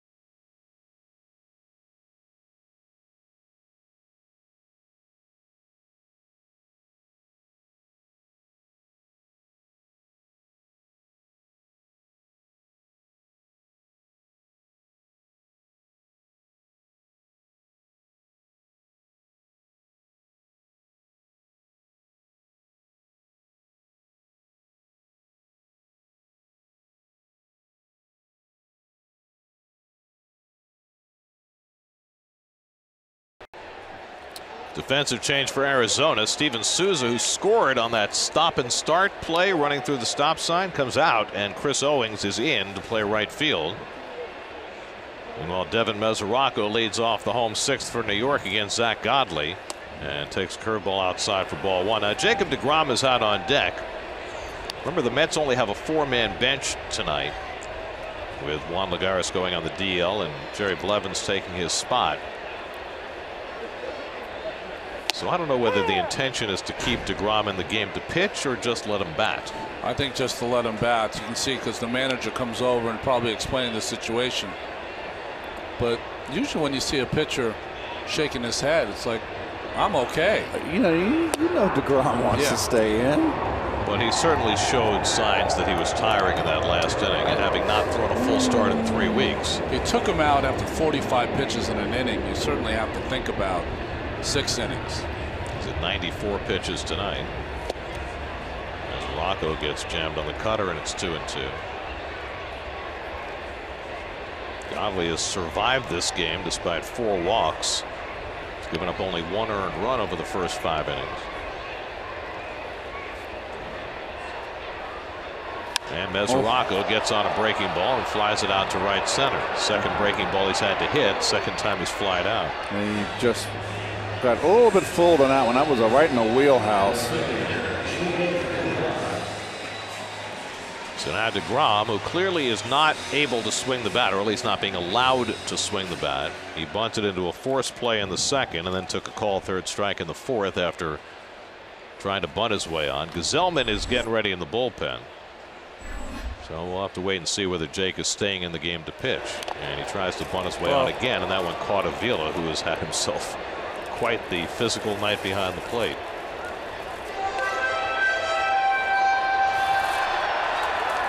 If Jake is trying to bunt here and the other team knows, okay, what you have to do is Lamb knows what's happening, right? So he's going to pinch. You have Godley who finishes off to first base. What you want to do here is not bunt like soften for base hit, push it towards Marte. That's what he should be trying to do. Might get a chance to get a base hit that way. Well, remember 2 years ago when Gazelman had the bad shoulder and was not allowed to swing the bat, and he was bunting every time he came up. It took 3 or 4 games for teams to realize that that was the situation and that he would not swing. And then they finally, you know, crashed from the corners to guard against the bunt. Well, even the pitcher should know that. If the pitcher knows he's not bunting, just lay 3 cookies down there. Go sit down. Next. One would think. And if you ever think that this guy's a breaking ball pitcher, he's telling you in spades right now. He's got a good pitcher that's not swinging the bat, and he's still throwing them hooks. Well, throws him another one. I mean, all he has to do is throw a fastball down the middle. Jake's not going to swing. And he hasn't figured that part out yet. There we go. No, going back to the cutter. And now he gets him looking. Jeez. 6 strikeouts now for Godley. Join the New York Mets and Memorial Sloan Kettering Cancer Center as we team up to strike out cancer. Visit giving.mskcc.org/Mets to learn more about the K's for Cancer program and for your chance to donate. So 2 out in the home 6th inning, and here's Ahmed Rosario, who's hit into a forced play and popped up 0 for 2.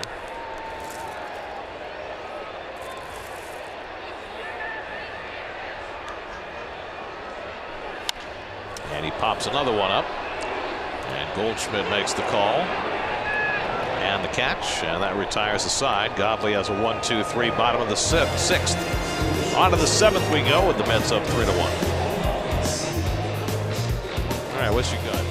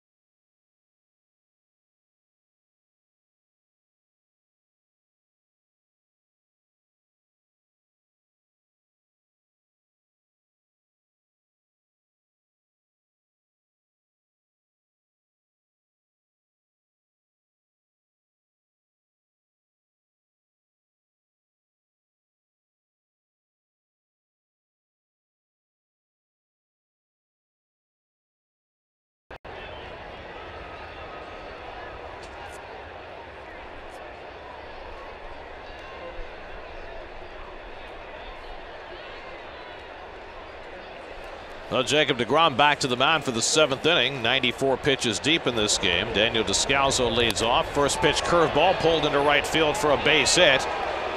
That'll go all the way into the corner, and Descalso will get 2 bases out of this. So deGrom sent back out to pitch the 7th inning. A little bit surprisingly, and gives up a leadoff double, and now the tying run is coming to bat. Really, the last 2 innings, Keith, the soft stuff has really hurt him. Right, agreed. It's a hanging slider.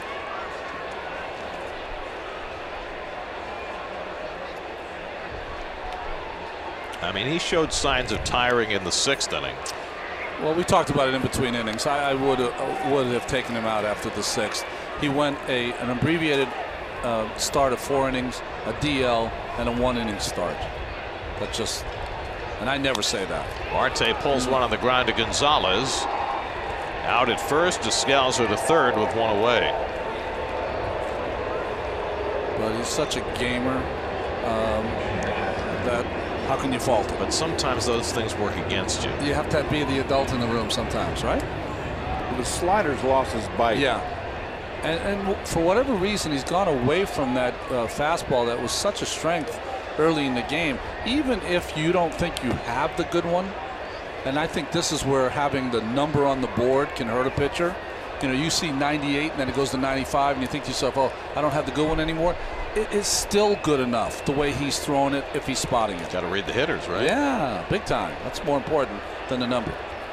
Alex Avila has one of the 6 Arizona hits. He singled to right in the 3rd. deGrom will use the full windup with a runner at 3rd and 1 out. Infield back with a 2-run lead.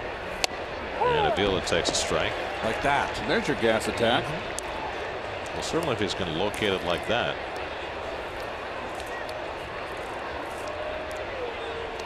Avila at the plate. Another left-hand hitter on deck in Gerard Dyson. Gesellman is ready to go in the bullpen if needed. He's been up for a long time. And now deGrom ahead on Avila 0-2. Jake has 12 strikeouts tonight, 1 shy of a career high. Struck out 13 last season in Miami. Also struck out 13 in his rookie year, 2014, against the Marlins here. Boy, they're giving you a run here. You got to put the ball in play. 0-2. Struck him out. 13 for deGrom, tying his career high. Well, you called it, Keith. He went right back up to his bread and butter. There's plenty left in that tank. Yes, there is. Sometimes you just let it go. Again, some cutting action on that fastball. Yeah. You have to be careful here. With 2 outs, he will bunt. And Flores knows it. He's in on the grass at 3rd. Dyson had a base hit to right field on a fastball his last time up, and he gets a fastball and pops it up. Cabrera calling, side retired. Jacob deGrom goes 1 extra innings, and he ties his career high with 13 strikeouts over 7 terrific innings tonight. What a performance. What a bulldog.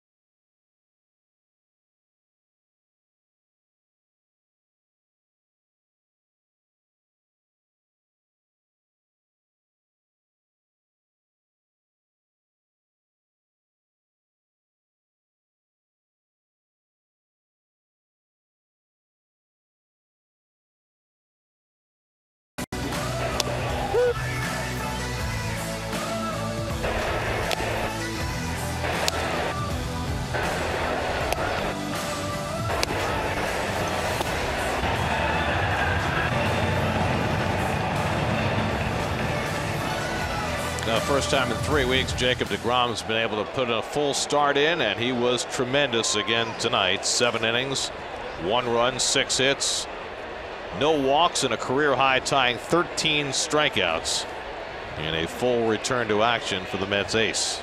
Andrew Chafin out of the Arizona bullpen to face Brandon Nimmo leading off in the home 7th. Well, Chafin has a 9-game scoreless streak. Gary was talking about how good this bullpen has been for Arizona. He set career highs last year with 71 appearances and 61 punchouts. 27-year-old out of Kent State facing Nimmo, who's 0 for 2 in a walk tonight. Cabrera and Flores to follow in the 7th. And Nimmo bounces one toward the middle of the diamond. Descalso scoops it and fires in time. Nicely done by Descalso against the speed of Nimmo. 1 away.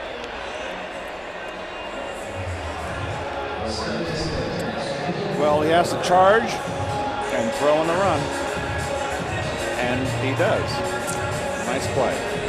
Did you see at the graduation that Michael Keaton spoke at Kent State? You were talking about Andrew Chafin at Kent State. And you know how at the very end they say some words that are going to help the graduates? He said, I'm going to leave you with 2 words. I'm Batman. Nicely done. Did. He could have gone with I'm Beetlejuice. That's right, he could have. Here's Asdrubal Cabrera, who is 0 for 3 on the night. Of course, if you can say it 3 times, then you're in big trouble. That's right.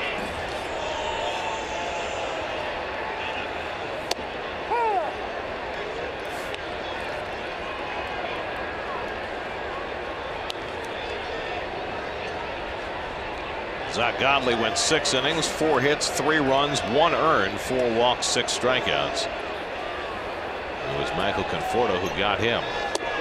That's at 4 hits. Conforto has 3 of the 4. Nice breakout night for Michael, who had a terrific night that last game in Philadelphia. And had a tough 0 for 4 on Wednesday, but signs are pointing in the right direction for Conforto. 1-2 Cabrera. Biggest play in this game was Cabrera's ground ball that Marte fielded on the left side. Descalso dropped his throw at second, and that opened the door for 2 unearned runs for the Mets in the 1st inning.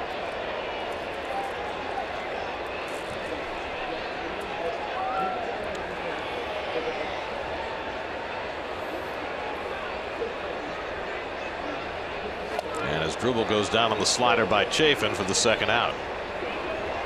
2 out and nobody on. Let's check in with the studio. Eamon McEnany has another game break. Eamon.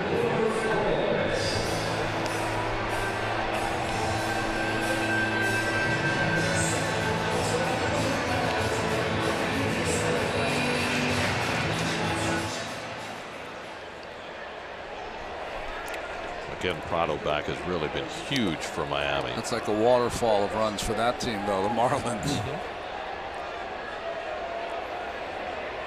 Here's Flores, who doubled and scored his last time up in the 5th. Also drove in a run with a ground out.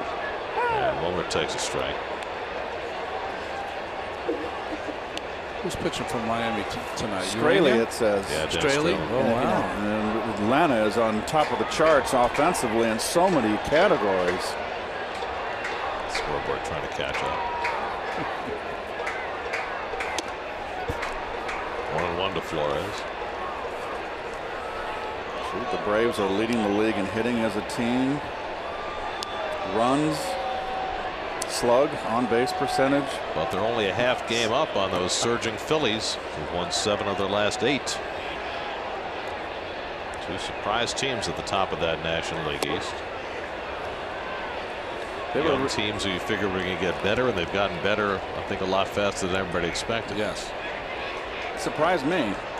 Well, when young, everyday players come up and perform at the level that their guys have come up and performed at, changes your whole roster.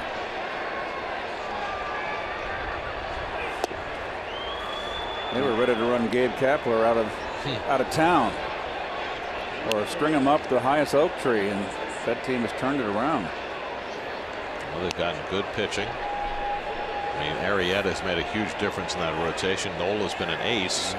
But then the other guys, Velasquez, the last couple of starts has been back to where he was a couple of years ago.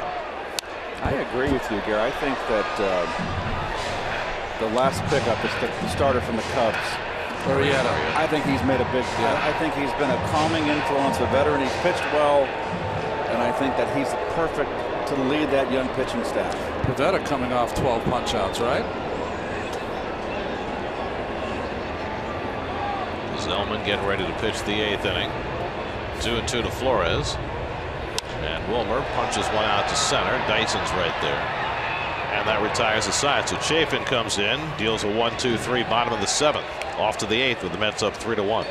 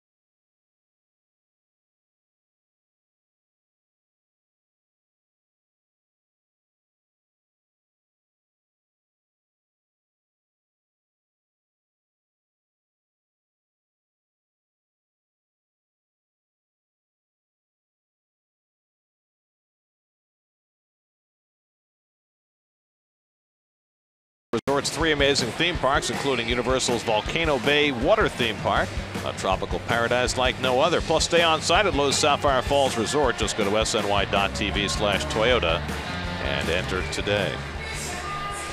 Entering the game for the New York Mets would be the hirsute right-hander Robert Gsellman. Oh boy, it's going to be a tough road to hoe. He's going to face Nick Ahmed, who's going to lead off. Here's the numbers for Gsellman this year, and then back around the top of the order. Gsellman worked a scoreless inning in the game here Wednesday afternoon against Toronto. Ahmed 6 home runs already this year. That is just 3 shy of his career high, but hitting just .213, the University of Connecticut product. He has played most of the shortstop over the last few years for the Diamondbacks.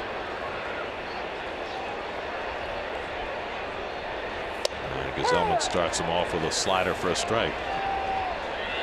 David Peralta on deck, and then Chris Owings. If anybody gets on, Jake Lamb, and you would figure Blevins would be ready for Lamb. Yeah. Nobody up at the moment behind Gsellman. There you go. I like Gsellman this year has made the great strides he's made because he's got confidence in that sinker. And I like it when he pounds that sinker into those right-handers.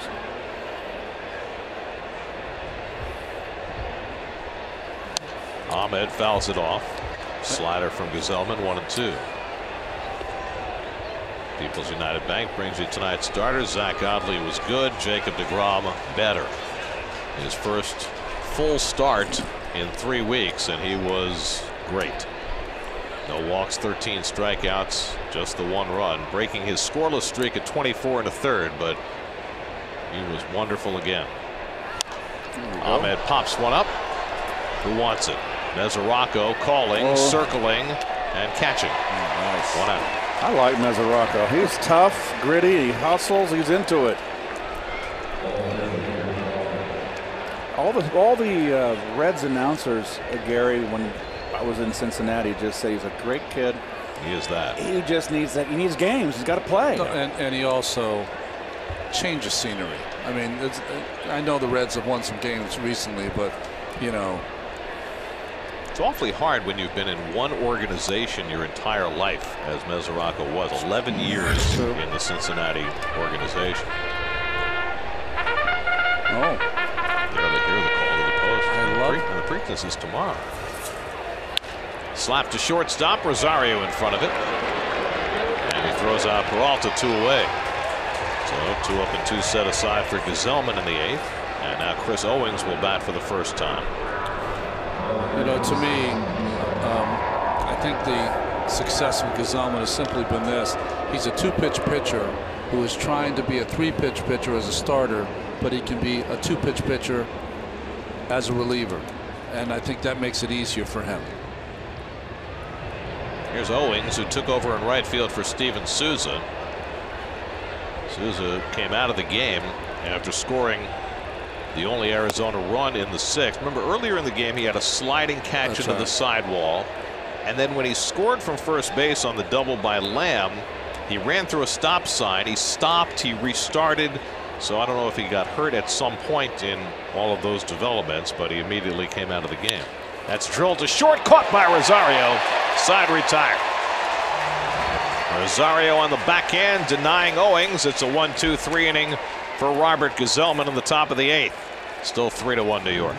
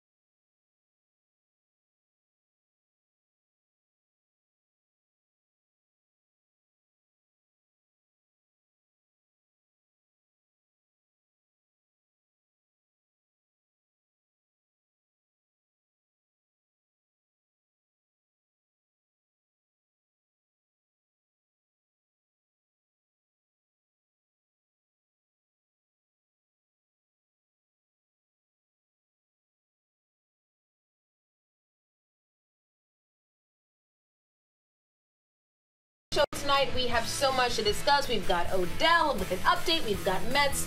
So much more. That's right here, 11 o'clock on SNY. Great use of the mirrors there by Teller. I thought that was superb.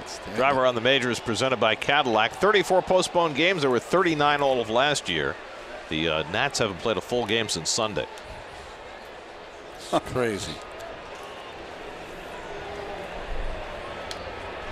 Former Met Fernando Salas on to pitch for Arizona in the bottom of the 8th. Jay Bruce leads off. He has struck out twice and walked tonight and thinks about a bunt with the left side of the infield uncovered.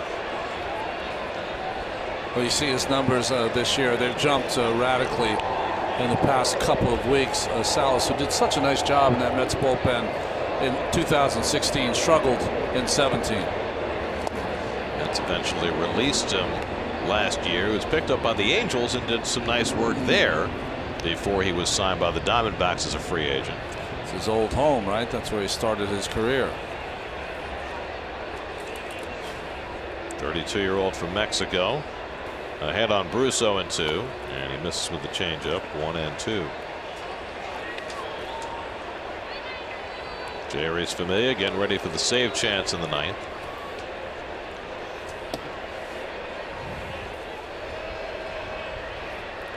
So this is a great thing that I'm about to tell you. Dave Freed has come up with a superb stat. Bruce skies one to shallow left center. Out goes Marte, and he'll take it himself. That's the shortstop making the catch for the first out. You usually don't use superb and Freed in the same sentence. I usually don't, but I like to give credit where credit is due. Here's Conforto, who's had a big night, 3 for 3, 2 RBIs. So deGrom tonight struck out 13, didn't walk a batter. 9th time in Mets history a pitcher has had as many as 13 strikeouts and no walks. Seaver twice, Sid twice, Coney once, Doc twice, deGrom, and the one that doesn't seem to fit, Chris Capuano. Oh, I remember that shutout. That's right. But he threw strikes. He did. But the strikeouts are what is odd.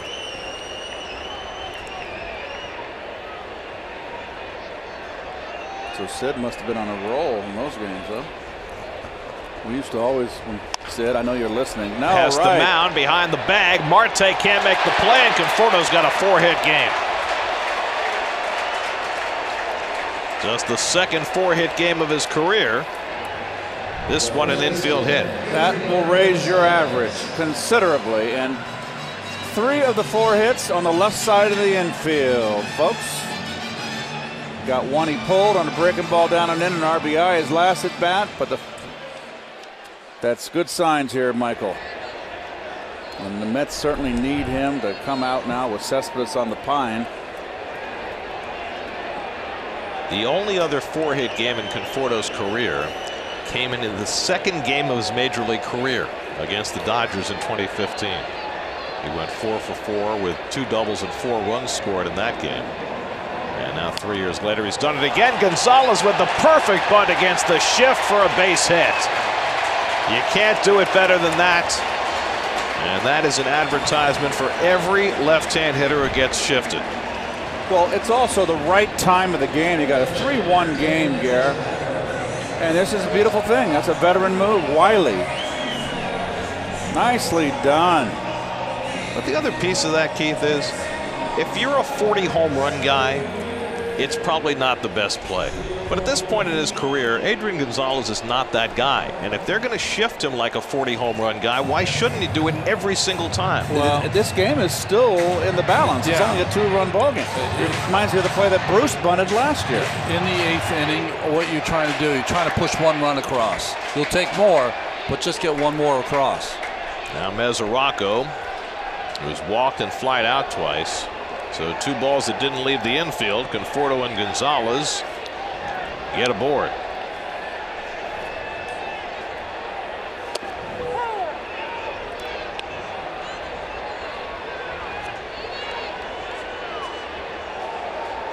Mesoraco had a couple of frustrating at-bats against Godley. A couple of curveballs to hit that he did not square up.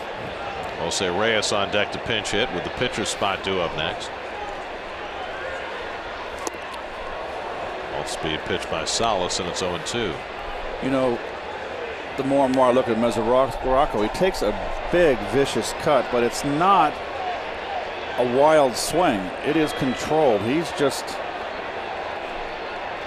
tell you what, I think he gets it. He stays healthy. I like him. Conforto at second, Gonzalez at first with 1 out. And Mesoraco gets one in the air to left. Back goes Peralta. He's got room in front of the track. And that's the second out. That's the second one today that he has just missed. That was a little changeup. Just got out in front.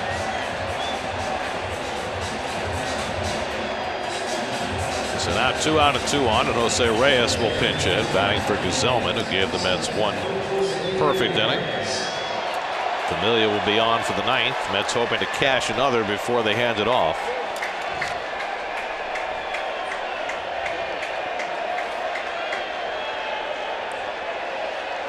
Reyes struck out as a pinch hitter in his last at bat Wednesday. Got a start on Tuesday and went 1 for 5.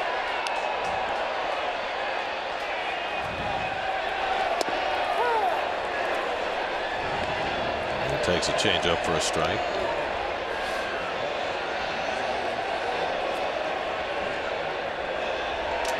In the ninth, the Diamondbacks will have 3, 4, and 5 in their order. Lamb, Goldschmidt, and Descalso due up.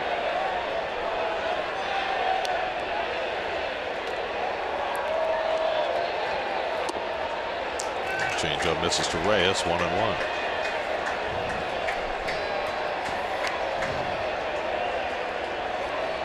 Reyes has a home run in 3 career at-bats against Salas.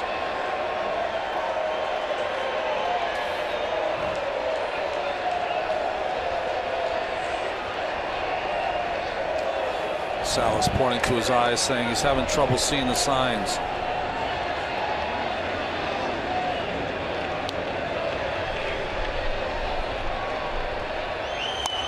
Reyes cues one foul. 1-2. Well, next 2 days we're on picks, so our next SNY game will be Monday night from upstairs in the Promenade, brought to you by Jim Beam.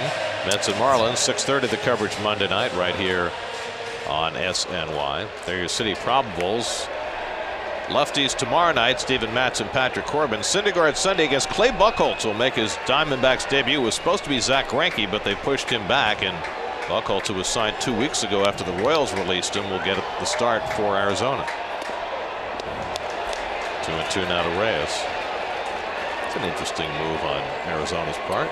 Well, I think Greinke's at the point in his career, if they can ever give him an extra day, they want to. And it's probably Buchholz's turn. So after those 3 appearances in the minor leagues, ready to go. I believe Arizona goes to Milwaukee from here. Whereas Greinke used to pitch in Milwaukee. That's right. 2 out, 2 on, 2-2 to Reyes. And Salas misses with a fastball up and away, and it's 3-2. If Reyes gets on, Ahmed Rosario would be next. Conforto and Gonzalez will be in motion now. It's a 3-2 change right here. Fastball up, 3-2 change.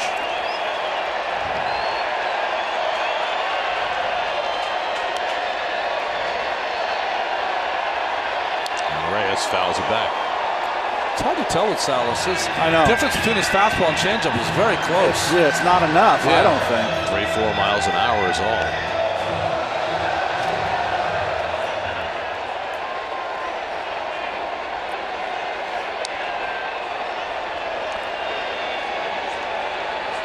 Reyes is a snake killer. Lifetime .347 hitter against Arizona. And he takes ball 4, and the bases are loaded. Boy, that was a close pitch to take. Oh, it missed. Oh, boy, you were right. And I bet you it missed. Good try by Avila, but it did. 2-pitch cast confirms. And now Rosario with a chance to give the Mets some breathing room. Bases loaded, 2 out. Rosario's 0 for 3 tonight. And get a visit to the mound. Mike Butcher will go out to talk to his pitcher before he faces Rosario.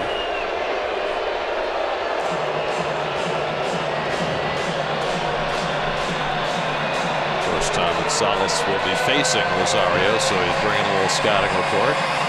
Make him chase, I'm sure, is somewhere in that scouting report. Although he's got some pitches right down the middle that he's popped up today, so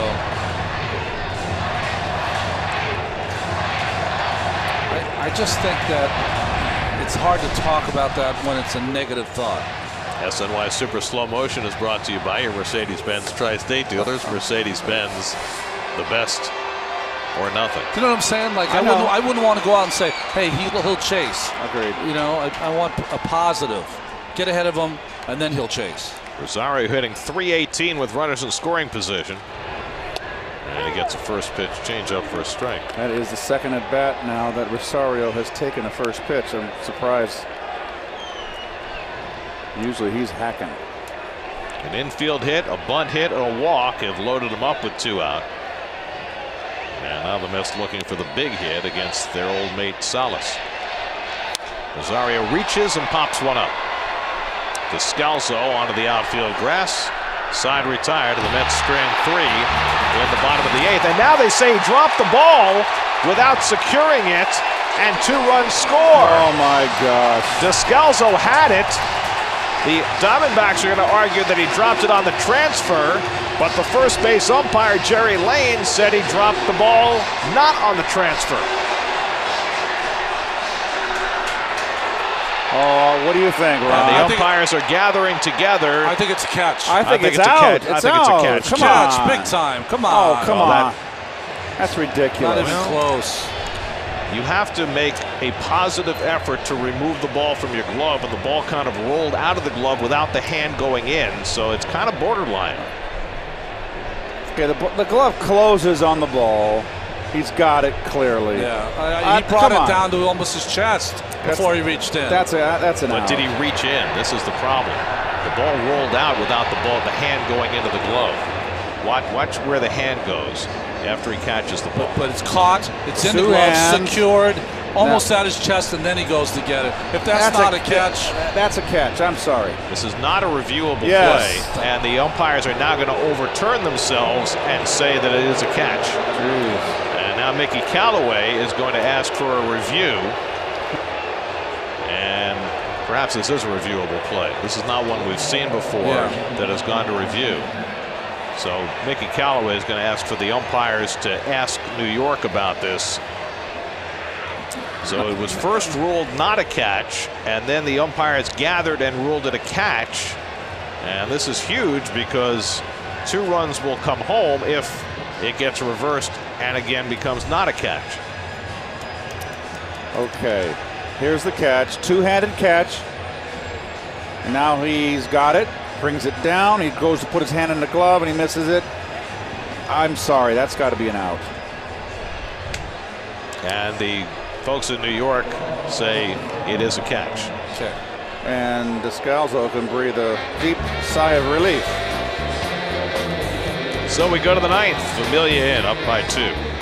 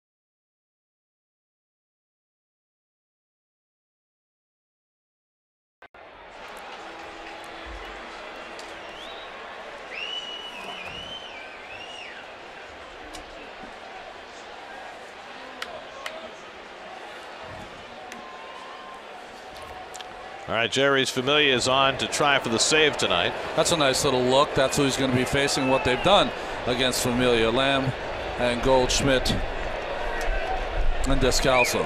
Lamb has driven in the only run for the Diamondbacks tonight, but his base running mistake really took them out of a big inning in the 6th. He doubled to drive in Souza, then tried to make it to third when the ball was loose momentarily on the relay, but Adrian Gonzalez picked it up and threw him out by a healthy margin at third. Do you think if you're running Lamb there, you thinking that Gonzalez is going to make a play at home because Souza has stopped, so that's maybe why you go to third. Or maybe what he saw was the ball break off Cabrera's glove, and he figured once it got loose that he was going to be able to make it, but Gonzalez was right there to pick it up. Familia ahead 0-2. It's too high. By the way, on the ball that Descalzo dropped, the way the reviewable rules are written, anything in the outfield that is a catch, no catch is technically reviewable, so that's why they were able to go to the headset, even though that usually applies to traps and such. 1-2. Struck him out on a high slider, and Familia has the first out of the ninth. It's one of those hanging backup sliders that the hitter just misses. But up in the strike zone, and that's where Lamb is blind. So that gets Goldschmidt to the plate without the ability to tie the game. Of course, right now Goldschmidt just trying to make contact. He's 0 for 3 tonight, struck out 3 times against deGrom.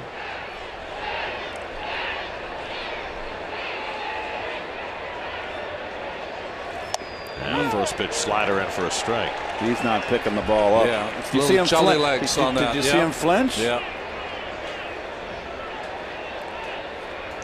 Goldschmidt 0 for 4 in his career against Familia.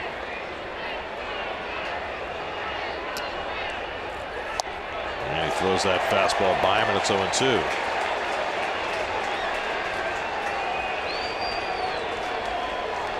This game's hard. For everybody. For everybody.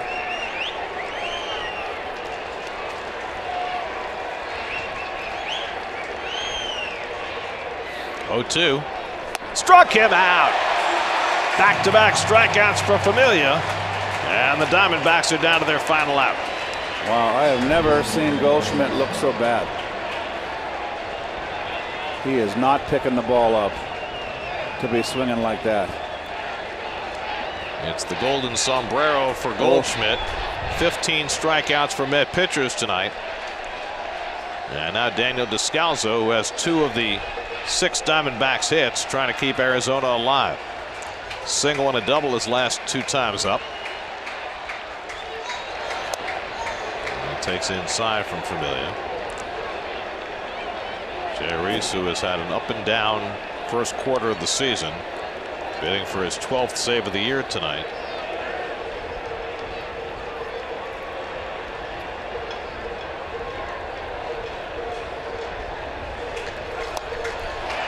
Good sinker, and it's 1-1.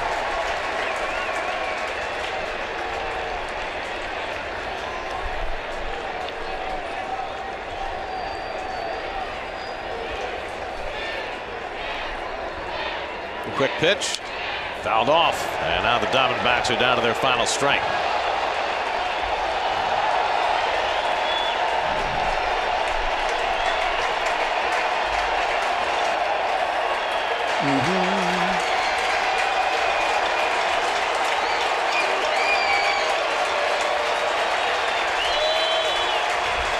One-two.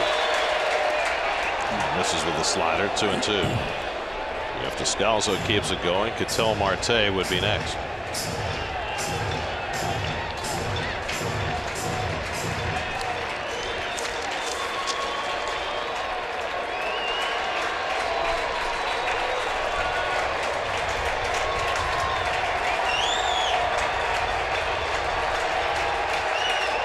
Two and two to Descalzo.